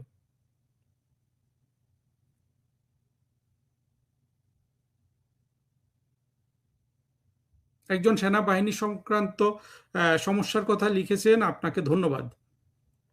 আমি আবার ওই জায়গাটায় আসি, যেটা হলো যে জননেত্রী শেখ হাসিনা যেদিন বাংলাদেশে আসবেন তার আগে এমনিতেই দেখেন আন্তর্জাতিক সম্পর্কেও কিন্তু বাংলাদেশ আওয়ামী লীগই একমাত্র ভারত, যুক্তরাষ্ট্র, চীন, রাশিয়া এই যে শক্তিগুলো আছে তাদের ন্যাচারাল এলাই হলো আওয়ামী লীগ। কারণ আওয়ামী লীগ হলো জঙ্গিবাদ বিরোধী, প্রতিটা দেশ জঙ্গিবাদ বিরোধী।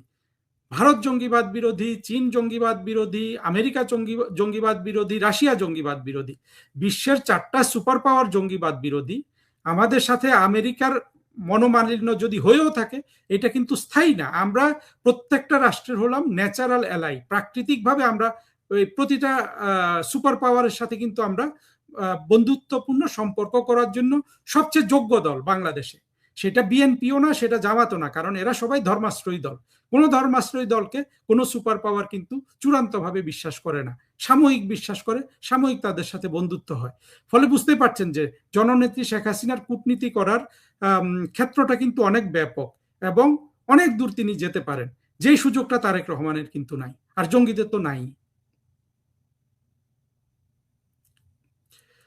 বন্ধুরা, অনেক ধন্যবাদ। 5ই আগস্ট পুলিশ হত্যা দিবস হিসাবে পালন করতে হবে, আমি আপনার সাথে একমত। এইটা বলে আজকের এই সংক্ষিপ্ত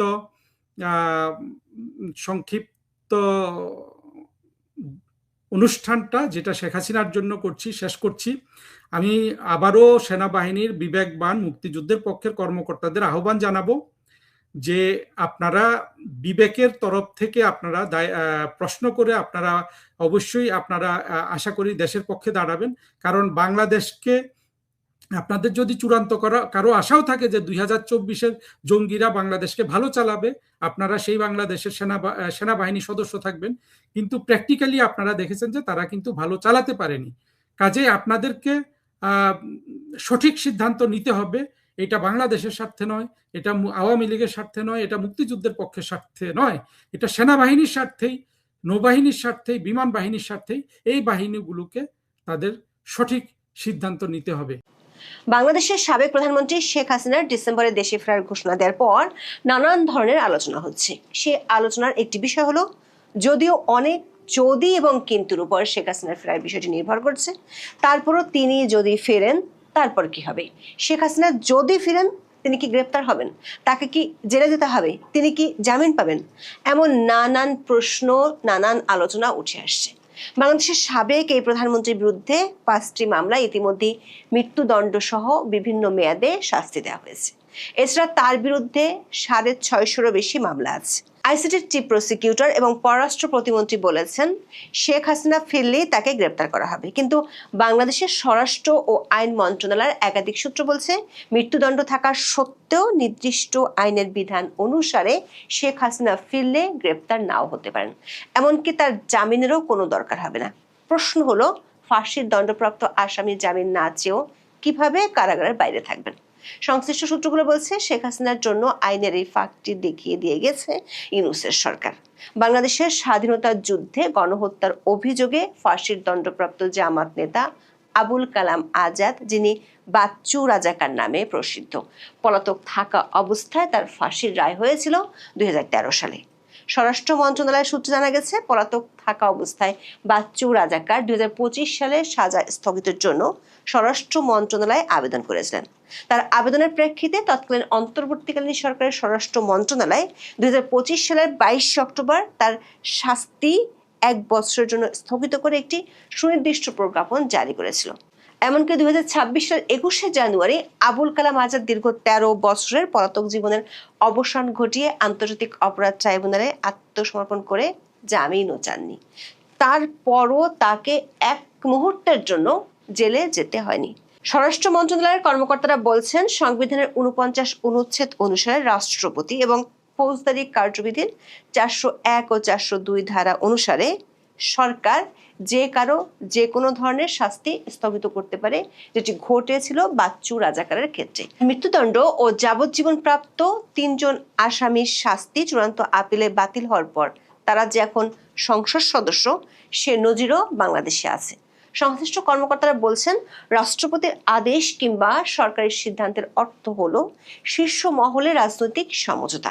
প্রশ্ন হলো, শেখ হাসিনার ক্ষেত্রে কি কোনো রাজনৈতিক সমঝোতা হবে? আন্তর্জাতিক বার্তা সংস্থা রয়টার্সকে বাংলাদেশের সাবেক প্রধানমন্ত্রী শেখ হাসিনা বলেছেন, তিনি ডিসেম্বরে দলের সিনিয়র নেতাদের নিয়ে বাংলাদেশে ফিরে আদালতে আত্মসমর্পণ করবেন। তার এমন বক্তব্যের পর সরকার থেকে শুরু করে রাজনৈতিক মহলে ব্যাপক শোরগোল পড়ে গেছে। আন্তর্জাতিক অপরাধ ট্রাইব্যুনালের চিফ প্রসিকিউটর আমিনুল ইসলাম 12 জুলাই বলেছিলেন, শেখ হাসিনার বিরুদ্ধে ফাঁসির দণ্ড থাকায় এবং আইনের বিধান অনুযায়ী আপিলের জন্য নির্ধারিত 30 দিন পার হয়ে যাওয়ায় তার পক্ষে নিজে নিজে ফিরে এসে আত্মসমর্পণের সুযোগ নেই। তাকে সরকার গ্রেপ্তার করবে। পররাষ্ট্র প্রতিমন্ত্রী শামা ওবায়দ বলেছেন, শেখ হাসিনা দেশে ফিরলে আত্মসমর্পণ করে জেলে যেতে হবে। 13 জুলাই পররাষ্ট্র মন্ত্রণালয়ের প্রতিমন্ত্রী সাংবাদিকদের বলেন, তিনি যদি আত্মসমর্পণ করেন তাহলে বাংলাদেশের আইন অনুযায়ী তার বিরুদ্ধে ব্যবস্থা হবে। তাকে জেলে যেতে হবে এবং সেই আইন নিজস্ব গতিতে চলবে। শেখ হাসিনা বিদেশে বাংলাদেশের কোনো কূটনৈতিক মিশনে আত্মসমর্পণ করতে পারেন কিনা সাংবাদিকদের এমন প্রশ্নের জবাবে প্রতিমন্ত্রী বলেন, কোথায় এবং কিভাবে একজন আসামি আত্মসমর্পণ করবেন সেটি তার নিজস্ব বিষয়, সেটি আমাদের ব্যাপার নয়। যেখানে আত্মসমর্পণ করুন না কেন তাকে প্রথমে জেলে যেতে হবে। একজন দণ্ডপ্রাপ্ত ব্যক্তির বিবৃতির বিষয়ে সরকারের কোনো কিছু বিবেচনা করার নেই। তবে গত 2 দিন ধরে সরকার পক্ষের লোকজন শেখ হাসিনার গ্রেপ্তারের বিষয়ে বক্তব্য দিলেও স্বরাষ্ট্র মন্ত্রণালয়ের কর্মকর্তারা বলছেন ভিন্ন কথা। মন্ত্রণালয়ে বিষয়টি নিয়ে আলোচনা হয়েছে। স্বরাষ্ট্র মন্ত্রণালয়ের একটি সূত্র বলছে, মৃত্যুদণ্ডপ্রাপ্ত আসামি হওয়া সত্ত্বেও শেখ হাসিনা গ্রেপ্তার নাও হতে পারেন, এমনকি তাকে জামিনও চাইতে হবে না। ফাঁসির দণ্ডপ্রাপ্তকে কিভাবে জেলের বাইরে রাখতে হয় সেটির নজির ইউনূসের অন্তর্বর্তী সরকার তৈরি করে গিয়েছে। উদাহরণ হিসেবে মন্ত্রণালয়ের কর্মকর্তারা প্রথমে যুদ্ধাপরাধের দায়ে ফাঁসির দণ্ডপ্রাপ্ত জামাত নেতা আবুল কালাম আজাদের কথা তুলে ধরেছেন। 2009 সালে আওয়ামী লীগ ক্ষমতায় যাওয়ার পর 71 যুদ্ধাপরাধের বিচারের উদ্যোগ নেয়। সেই বিচার শুরুর পর প্রথম রায় 2013 সালের 21 জানুয়ারি জামাত ইসলামের সাবেক রুকন আবুল কালাম আজাদকে মৃত্যুদণ্ড দেওয়া হয়। মুক্তিযুদ্ধের সময় ফরিদপুর ও পার্শ্ববর্তী অঞ্চলে আল বদর ও রাজাকার বাহিনীর অন্যতম শীর্ষ নেতা হিসেবে তার বিরুদ্ধে হত্যা, ধর্ষণ, অপহরণ, অগ্নিসংযোগ, লুণ্ঠনের অভিযোগ প্রমাণিত হওয়ার কথা জানিয়ে সেই রায় দেওয়া হয়েছিল। তার বিরুদ্ধে আনা 8টি অভিযোগের মধ্যে 7টিতে তিনি দোষী সাব্যস্ত হয়েছিলেন। এটি ছিল ট্রাইব্যুনালের বিচারিক কার্যক্রমের ইতিহাসে প্রথম রায় এবং একই সাথে প্রথম অনুপস্থিতিতে দেওয়া রায়। 2024 সালের আগস্ট মাসে শেখ হাসিনা সরকারের পতনের পর পরিবর্তিত রাজনৈতিক পরিস্থিতিতে দেশে না ফিরে তার শাস্তি স্থগিতের আবেদন করেন। স্বরাষ্ট্র মন্ত্রণালয়ের সূত্রে জানা গেছে, 2025 সালের 8 জুলাই তিনি তার সাজা স্থগিতের জন্য স্বরাষ্ট্র মন্ত্রণালয়ে আবেদন করেছিলেন। তৎকালীন অন্তর্বর্তীকালীন সরকারের স্বরাষ্ট্র মন্ত্রণালয়ের কারা 2 শাখা 2025 সালের 22 অক্টোবর একটি সুনির্দিষ্ট প্রজ্ঞাপন জারি করে। এই প্রজ্ঞাপনে আবুল কালাম আজাদের ফাঁসির সাজা 1 বছরের জন্য স্থগিত করা হয়েছিল। প্রজ্ঞাপনের শর্ত ছিল তাকে অবিলম্বে ট্রাইব্যুনালে আত্মসমর্পণ করতে হবে এবং নির্ধারিত সময়ের মধ্যে সুপ্রিম কোর্টে আপিল দায়ের করতে হবে, যাতে তিনি কারাগারে না গিয়ে তার আইনি ডিফেন্স প্রস্তুত করতে পারেন। 2026 সালের 21 জানুয়ারি আবুল কালাম আজাদ আন্তর্জাতিক অপরাধ ট্রাইব্যুনালে আত্মসমর্পণ করতে রাজি হন। ওই দিন আদালত বেশ চমকপ্রদ বক্তব্য দিয়েছিলেন। ওই দিনের দৈনিক প্রথম আলোর খবরে বলা হয়েছে, 1971 সালে মুক্তিযুদ্ধের সময় সংগঠিত মানবতা বিরোধী অপরাধের একটি মামলায় মৃত্যুদণ্ডে দণ্ডিত আবুল কালাম আজাদ ঠিক 13 বছর পর আত্মসমর্পণ করলে তিনি যেমন আছেন তেমন থাকার আদেশ দিয়েছেন আন্তর্জাতিক অপরাধ ট্রাইব্যুনাল। এই আদেশের ফলে তাকে কারাগারে যেতে হচ্ছে না, তিনি মুক্তই থাকছেন। আবুল কালাম আজাদের আত্মসমর্পণের ঘটনার বর্ণনা দিতে গিয়ে প্রথম আলোর খবরে বলা হয়েছিল, ট্রাইব্যুনাল প্রথমে সাজাপ্রাপ্ত আসামি আবুল কালাম আজাদের আত্মসমর্পণ আবেদন মঞ্জুর করেন। তাকে প্রয়োজনীয় নথিপত্রের সত্যায়িত কপি সরবরাহ করা হবে বলেও জানানো হয়। একই সঙ্গে আসামিকে কারাগারে পাঠানোর আদেশ দেন বিচারক। তখন আসামি পক্ষের আইনজীবীরা বলেন, রাষ্ট্রপতির আদেশক্রমে স্বরাষ্ট্র মন্ত্রণালয় আসামির সাজা 1 বছরের জন্য স্থগিত করেছে। তখন ট্রাইব্যুনাল বলেন, সরকারের সাজা স্থগিত করার এখতিয়ার নেই, রাষ্ট্রপতি ও আপিল বিভাগ সাজা স্থগিত করতে পারেন। এরপর পুনরায় আদেশ দেন ট্রাইব্যুনাল। সেই আদেশে ট্রাইব্যুনাল বলেন, রাষ্ট্রপতির আদেশ অনুসারে স্বরাষ্ট্র মন্ত্রণালয় আবুল কালাম আজাদের সাজা 1 বছরের জন্য স্থগিত করেছে। এই অবস্থায় আসামিকে প্রয়োজনীয় কাগজপত্রের সত্যায়িত কপি সরবরাহ করা হবে।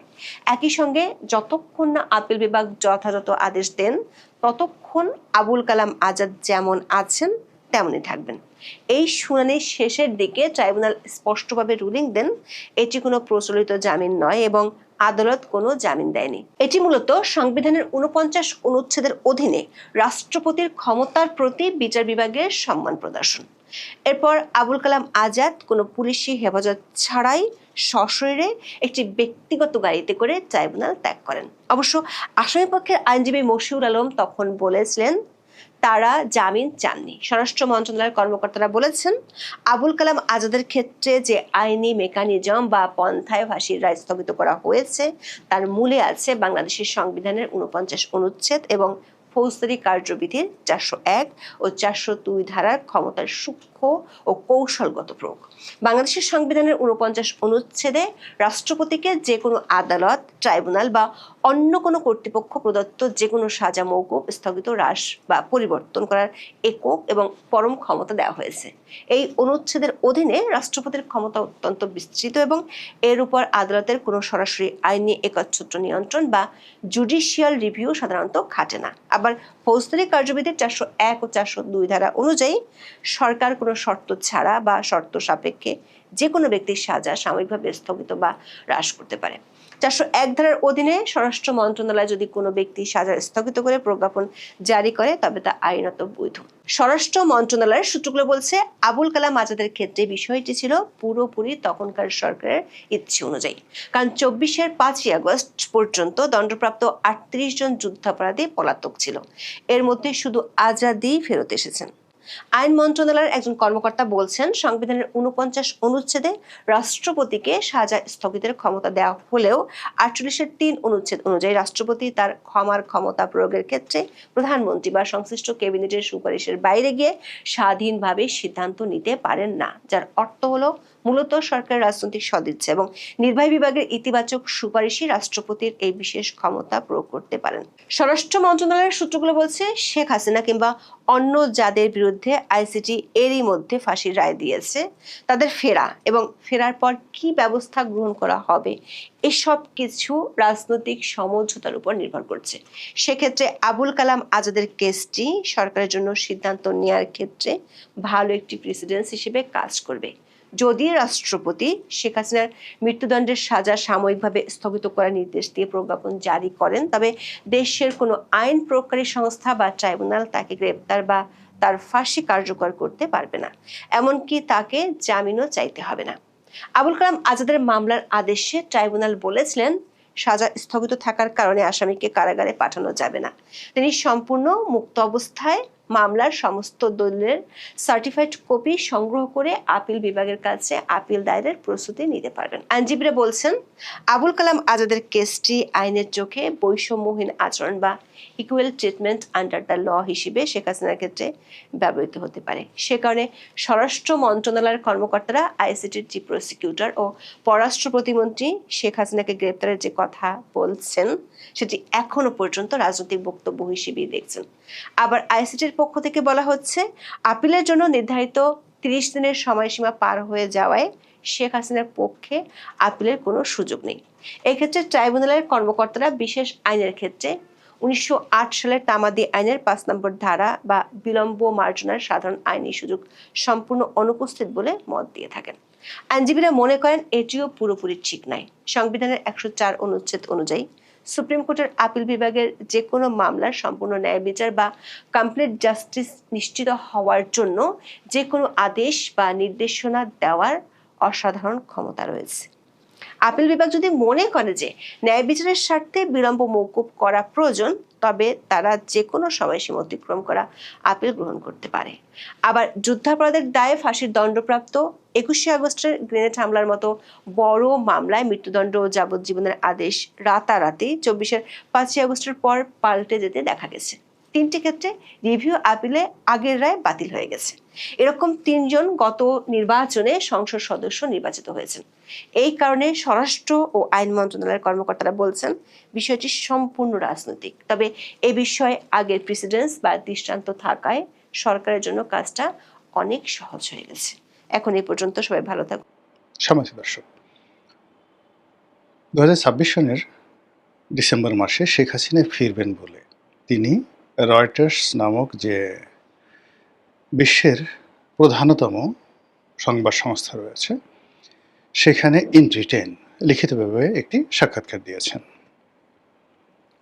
তারপর সেই সাক্ষাৎকারের প্রেক্ষিতে তিনি বাংলাদেশে ফিরে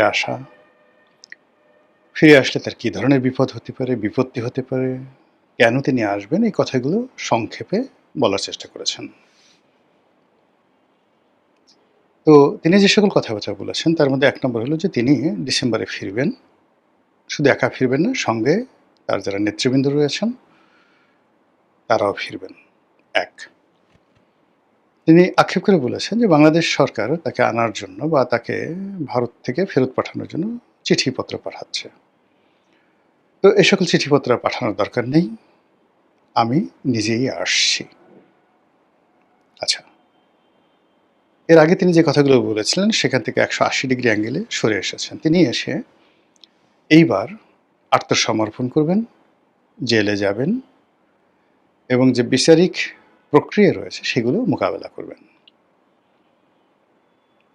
তিনি নিজেকে সাবমিট করেছেন বা তার একটা পোলাইট সাবমিশন আমরা লক্ষ্য করলাম। তিনি যেটি বলার চেষ্টা করেছেন যে তার ভুলভ্রান্তি হয়েছে।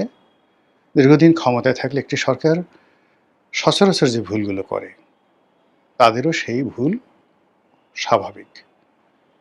তিনি সরাসরি ক্ষমা চাননি, কিন্তু এই যে নিজেকে সাবমিট করেছেন, তারপর তিনি দেশের মাটিতে মরতে চাচ্ছেন, দেশের বিচার ব্যবস্থার প্রতি আস্থা স্থাপন করে তিনি বিচার বিভাগের কাছে আত্মসমর্পণ করতে চাচ্ছেন। এই বিষয়গুলো নিয়ে মানে তার যারা প্রতিপক্ষ তারা শুধুমাত্র যে বদনামগুলো করার চেষ্টা করছে, আরে না সে ফিরবে না, সেখানে সে রাজার হালে আছে, এ সকল কথাবার্তা বলেন উনি নিজেকে চাঙ্গা রাখার জন্য, দলের নেতাকর্মীকে চাঙ্গা রাখার জন্য, এবং তিনি যে এখনো বেঁচে আছেন, পৃথিবীতে তার যে অস্তিত্ব আছে এটি জানান দেওয়ার জন্য সে বিদেশে বসে সকল বলছে।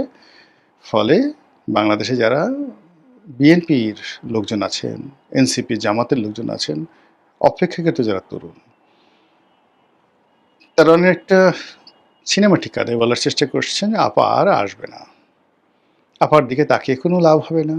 তারপরে অন্য সব বাংলা ভাষায় যে সকল গালাগাল ইদানিং তারা শুরু হয়েছে, যেভাবে সিডিআই টিডিআই দিয়ে বিভিন্ন কথাবার্তা বলে, ওভাবে শেখ হাসিনা এবং তার বংশজনকে নিয়ে নানা রকম সিডিআই তারা চালিয়ে যাচ্ছেন। কিন্তু এর বাইরে কি হচ্ছে, মানে এই যে আমরা যা কিছু দেখছি তার বাইরে আসলে পর্দার আড়ালে কি হচ্ছে? প্রথমত যে গুজবগুলো, যে সম্ভাবনাগুলো এবং যে কার্য এবং কারণগুলো মোটামুটি পলিটিক্যাল সায়েন্স অনুযায়ী আলোচনা করা যেতে পারে এবং লোকজন আলোচনা করছে। মানে আলোচনা করা যেতে পারে যেগুলো আলোচিত হয়নি সেগুলো, এবং যেগুলো আলটিমেটলি লোকজন আলোচনা শুরু করে দিয়েছে সেই বিষয়গুলো খুব সংক্ষেপে বলার চেষ্টা করব, তারপর অন্য প্রসঙ্গে যাব। ১ নম্বর ভারতের প্রসঙ্গ। ভারত কেউ বলছে সরকারকে একটা চাপে ফেলার জন্য শেখ হাসিনাকে ট্রাম্প কার্ড হিসেবে ব্যবহার করছে। কেউ বলার চেষ্টা করছে যে ভারত আর শেখ হাসিনাকে রাখতে চাচ্ছে না, তাদের কাছে মনে হচ্ছে শেখ হাসিনা দিল্লিতে আছে, এটা তাদের জন্য একটা লায়াবিলিটিস, এবং সেই লায়াবিলিটিসের কারণে তারা বাংলাদেশ সরকারের সঙ্গে সম্পর্ক স্থাপন করতে পারছেন না। আর সেই সম্পর্ক স্থাপন করতে না পারার কারণে ব্যবসা বাণিজ্য থেকে শুরু করে তাদের যে আন্তর্জাতিক কূটনীতি, সেই কূটনীতিতে তারা ভীষণ রকম বিপর্যস্ত হয়ে পড়ছেন। তারা আরও বলার চেষ্টা করছেন এই গ্রুপটি যে শেখ হাসিনা একরোখা প্রকৃতির মানুষ, সে কারো কথাবার্তা শুনছে না, ফলে তার দায় দায়িত্ব আর ভারত নেবে না। ফলে ভারত তাকে পুশিন করবে সীমান্ত দিয়ে, অথবা বন্দি বিনিময় যে আইন আছে সেই আইন অনুযায়ী তাকে গ্রেপ্তার দেখিয়ে বাংলাদেশ সরকারের কাছে প্রত্যর্পণ করবে। এটা হলো এক ধরনের আলোচনা। দ্বিতীয় যে আলোচনা, সে আলোচনাটা হলো ঠিক এটার বিপরীত। তাদের বক্তব্য হলো যে শেখ হাসিনা বাংলাদেশে আসতে চাচ্ছেন, এর কারণটা হলো ভারত চাচ্ছে শেখ হাসিনা বাংলাদেশে ফিরে আসুন, এবং আরও ভয়ঙ্কর এবং অসম্ভব রকম বিভিন্ন রকম প্রেডিকশন, কথাবার্তা, আলোচনা এই গ্রুপগুলো করে যাচ্ছে, এবং তারা প্রায় সবাই পুরো আওয়ামী লীগের যারা লোকজন, এবং তারা মনে প্রাণে বিশ্বাস করেন এখানে কোনো যুক্তি নাই, কোনো কিছু নাই, জাস্ট বিলিভ তারা বিশ্বাস করেন যে শেখ হাসিনার কতগুলো অলৌকিক ক্ষমতা রয়েছে। তারা বিশ্বাস করে শেখ হাসিনার সঙ্গে নরেন্দ্র মোদীর একটা অসাধারণ কূটনৈতিক সম্পর্ক রয়েছে, যেভাবে ব্রিটিশ প্রধানমন্ত্রী মার্গারেট থ্যাচার এবং আমেরিকান প্রেসিডেন্ট রোনাল্ড রিগানের সঙ্গে ছিল। তো এই কৌশলগত সম্পর্কটি নরেন্দ্র মোদী এগিয়ে নিতে চাচ্ছেন। কেবলমাত্র শেখ হাসিনাকে বাংলাদেশে প্রতিষ্ঠিত করার জন্য তিনি পশ্চিমবঙ্গে বিজেপির সরকার প্রতিষ্ঠিত করেছেন এবং অনেকটা দুর্নাম বদনামের ভাগিদার হয়ে মমতা ব্যানার্জিকে জলে স্থলে অন্তরিক্ষে নিঃশেষ করে দিয়েছেন এবং তার দলটি ভেঙে চুরে ছারখার করে দিয়েছেন। শেখ হাসিনা বাংলাদেশে যেমন জাসদ ভেঙেছিলেন, জাতীয় পার্টি ভেঙেছিলেন, বিএনপি ভাঙার চেষ্টা করেছেন, জামাত ভাঙার চেষ্টা করেছেন, একই প্রক্রিয়াতে নরেন্দ্র মোদী সাহেব পশ্চিমবঙ্গের সমস্ত রাজনৈতিক কালচার ভেঙে চুরে তিনি তার পছন্দের মানুষ শুভেন্দুকে এখানে বসিয়েছেন মূলত শেখ হাসিনা জিকে বাংলাদেশের রাজনীতিতে পুনর্বাসিত করার জন্য। এবং শুভেন্দু যেটা বলছেন যে আমরা শেখ হাসিনাকে বাংলাদেশে পাঠাবো এবং বাংলাদেশে তাকে কর্তৃপক্ষ স্যালুট দিয়ে, just like a prime minister, salute দিয়ে নিতে বাধ্য হবে। এই কথাগুলো পশ্চিমবঙ্গের মুখ্যমন্ত্রী বলেছেন। এটা চারটিখানি বিষয় নয়। একই অবস্থা ত্রিপুরাতে, একই অবস্থা আসামে, একই অবস্থা মণিপুরে এবং বিহারে।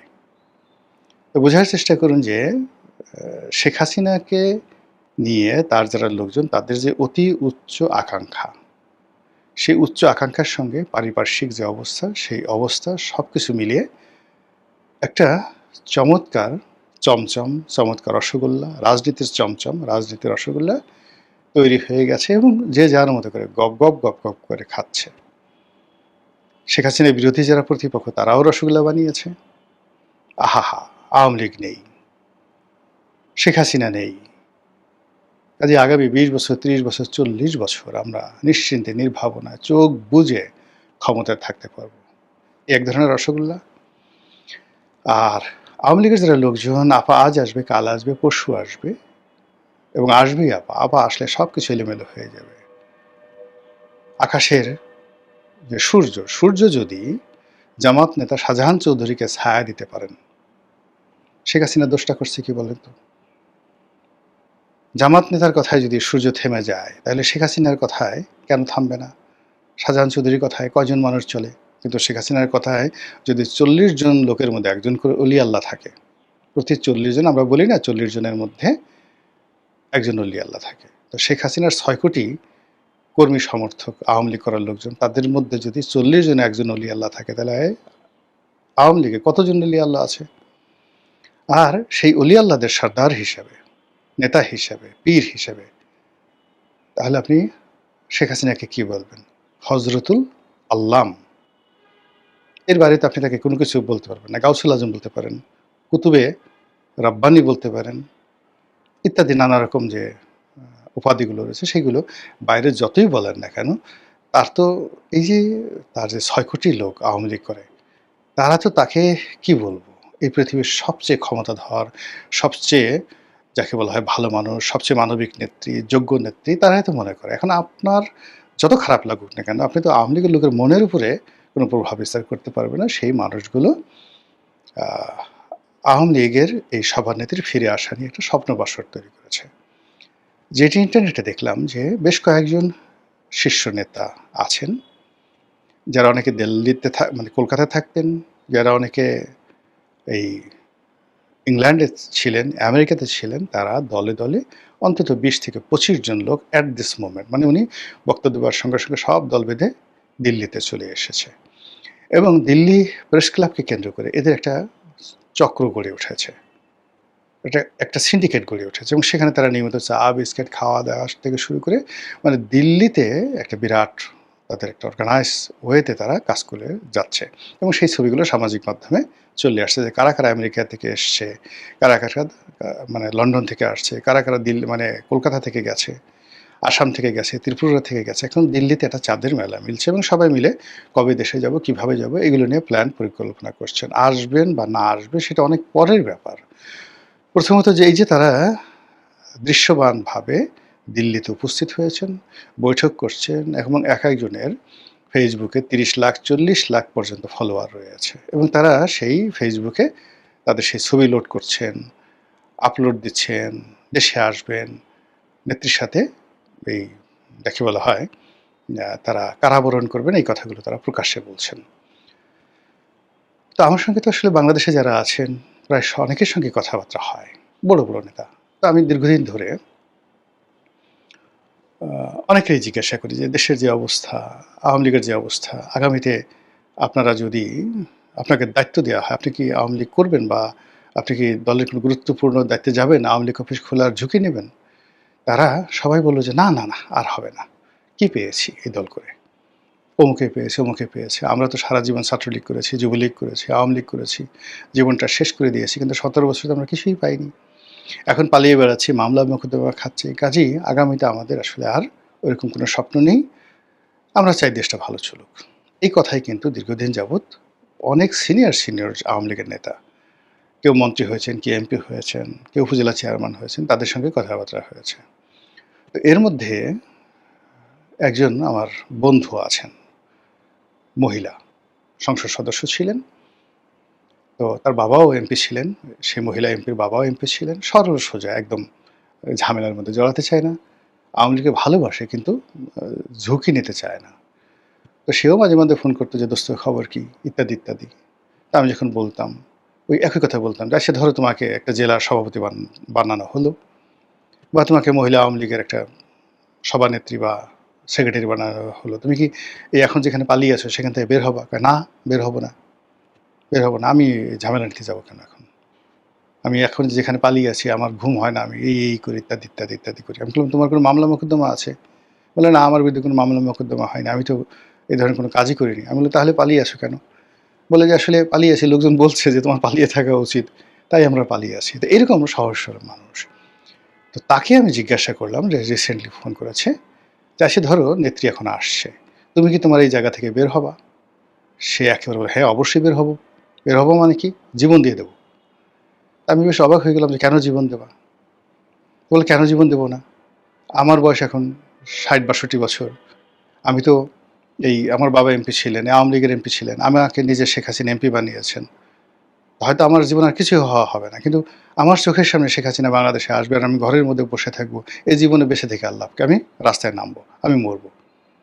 তাহলে বোঝার চেষ্টা করুন, এই যে শেখ হাসিনা বলছে যে আমি আসবো, এটা নেতাকর্মীদের মধ্যে, আমি জাস্ট একটা উদাহরণ দিলাম, সবচেয়ে দুর্বল, সবচেয়ে অসহায়, সবচেয়ে ভদ্রলোক একজন ভদ্রমহিলা, নাও 60 বছরের একজন ভদ্রমহিলার বা 61 বছরের একজন ভদ্রমহিলার আমি কথা বললাম, যে মানে এই কয়দিন আগেও বলতো যে ঘর থেকে মরে গেল সে বের হবে না, প্রতিটা মধ্যে, আর এখন সেই কথা বলছে। তাহলে এই যে শেখ হাসিনার যে আগমন, তার প্রতিপক্ষরা যেভাবেই নেক না কেন, তার নিজের যারা লোকজন রয়েছেন, হাউ দে আর ট্রিটিং, তারা এটাকে কিভাবে গ্রহণ করছে, তার একটা বাস্তব উদাহরণ দিলাম। এরকম উদাহরণ বললে শত শত উদাহরণ দেয়া যাবে, গল্পের মতো, সব ঘটনা গল্পের মতো, মানে একেবারে এটার এক একটা সিঙ্গেল ঘটনা নিয়ে এক একটা করে সেই কবিতা লেখা যাবে, উপন্যাস লেখা যাবে, এমনকি মহাকাব্য লেখা যাবে। আওয়ামী লীগের লোকজনের দ্বারা এগুলো তৈরি হচ্ছে। কাজে এই যে শেখ হাসিনা তার যে বিশাল কর্মী বাহিনী, তাদেরকে যেভাবে ইনফ্লুয়েন্স করে যাচ্ছেন, যেভাবে বিদেশে থাকা লোকজন আছে, তারা যেমন অনেক আগের থেকে, যেমন শেখ হাসিনা আসার আগের থেকে কয়েকজন লোক, এখন এর মধ্যে এনামুল হক শামীম, সাবেক ছাত্রলীগের সভাপতি, উপমন্ত্রী ছিলেন, এমপি ছিলেন, তারপরে নজরুল ইসলাম বাবু, মানে ওরা সবাই আমেরিকাতে আছেন। তো মাঝে মাঝে ফোন দেয়, আব্দুল ওয়াদুদ দ্বারা, তারাও ফোন দেয়। তারপর অন্যান্য যারা আছেন শীর্ষ নেতা, খালিদ মাহমুদ চৌধুরী আছেন। তো তাদের বক্তব্যটা হলো যে আসলে যে কোনো একটা কারণে বা ঘটনার আকস্মিকতা চলে আসছে, কিন্তু বিদেশ তো আমাদের জায়গা না, আমাদের ভালো লাগছে না, আমরা দেশে যাব, জেলে থাকবো, বাকি জীবন জেলে থাকবো, কিন্তু অ্যাটলিস্ট বাংলাদেশের আকাশ বাতাস দেখব, জেলে যারা আছেন অন্যান্য আওয়ামী লীগের নেতৃবৃন্দ রয়েছেন তাদের সঙ্গে একসাথে থাকবো, আর বাঁচবেই বা কয়দিন। এখন আমার যারা বন্ধুবান্ধব বা আমি যাদের সঙ্গে 2009 সনে এমপি ছিলাম, মোরলের সবারই বয়স এখন মানে 60-এর কাছাকাছি বা 60 ক্রস করেছে। তো কাজে এই বয়সে এসে তারা আসলে বাংলাদেশে আসতে চাচ্ছে, এবং সেই আসার সঙ্গে যখন শেখ হাসিনা এরকম একটা কথা বলেছেন, তো ওরা কিন্তু এমনি আসতে চাচ্ছিল। আমার সঙ্গে 6 মাস আগে কথা বললো, তারা বলছে যে আমরা আসবো, এমনি যা হয় হবে। আমরা শুধুমাত্র এতটুকু গ্যারান্টি চাই যে এয়ারপোর্টে আমাদেরকে আসার সাথে সাথে অ্যারেস্ট করলো, অ্যারেস্ট করে আমাদের জেলে নিয়ে গেলো, ডিম ডুম যেন না মারা হয়, এই এতটুকুই, নাথিং মোর। এর বিষয়ে আর কিছু চাই না। এরপরে যা হবে, জেল ফার যা হবে হবে। তো এই ছিল তাদের মন মানসিকতা। গত 2 বছর এইভাবে বিদেশে যারা আছেন মোরালে সবাই কিন্তু এভাবে হাঁপিয়ে উঠেছেন দেশে আসার জন্য। যারা প্রবাসে থাকেন বা প্রবাসে গেছেন, বাংলাদেশি ব্যবসা বাণিজ্য আছে, সবাই একই অবস্থা। আপনি ধরেন একসময় এই বসুন্ধরার মালিক, তারা তো বিদেশে ছিলেন, তাদের তো টাকা পয়সার অভাব ছিল না, দুবাই লন্ডনে রাজার হালে থাকতে পারতেন। কিন্তু তারা কেন বাংলাদেশে এলেন? সিরিয়াসলি বাংলাদেশে আসলেন। এই যে এখন আনভীর যে বসুন্ধরা মালিকের ছেলে, যার বিরুদ্ধে এত অভিযোগ, তো ও তো দুবাইতে পালিয়েছিল, মানে ইনুস জামানাতে। এখনও তার জীবন ঝুঁকিমুক্ত নয়, কিন্তু সে চলে আসছে বাংলাদেশে, অফিস করছে, ব্যবসা বাণিজ্য দেখছে। আচ্ছা ঠিক আছে, জেলে যাই, কিন্তু বিদেশে থাকবে না। মানে বাংলাদেশে যাদের অস্তিত্ব আছে, আসলে তারা বিদেশে যেতে পারে না। ফলে সালমান এফ রহমান বলেন, এস এ আলম বলেন, তারা হয়তো বিভিন্ন কারণে বিদেশে অর্থ নিয়েছে, পাচার করেছে, তারপর টাকা খরচ করেছে, চুরি করেছে, চামারি করেছে, কিন্তু হ্যাপিনেস হচ্ছে না। দেশের মাটিতে তারা আসার জন্য সুযোগ খুঁজবে, এবং সেই সুযোগটির ক্ষেত্রে মানে এই যে শেখ হাসিনার যে আশা, যে হুমকি বা আসার যে অভিলাষ বা ঘোষণা, এটা রীতিমতো আওয়ামী লীগের নেতাকর্মী যারা প্রবাস আছে তাদের কাছে এটা অনেকটা একটা ম্যাগনা কাটার মতো। তারা মনে করছে শেখ হাসিনা যাবে, মারি মুছে একসাথে মরব। তারপরে শেখ হাসিনা যাবেন, অবশ্যই ভারতের একটা এখানে হেল্প থাকবে, ফলে আমরা তো প্রোটেক্টেড হব। এই মিলিয়ে দেখা যাচ্ছে যে দিল্লিতে আওয়ামী লীগ নেতাদের যে চাঁদের হাট বসেছে, সেই হাটে এখন কিভাবে কোন জিনিস বেচা কেনা হয় সেটাই দেখার বিষয়। মহান আল্লাহ আমাদের সবাইকে হেদায়েত দান করুন এবং হেফাজত করুন। আসসালামু আলাইকুম ওয়া রাহমাতুল্লাহি ওয়া বারাকাতুহু।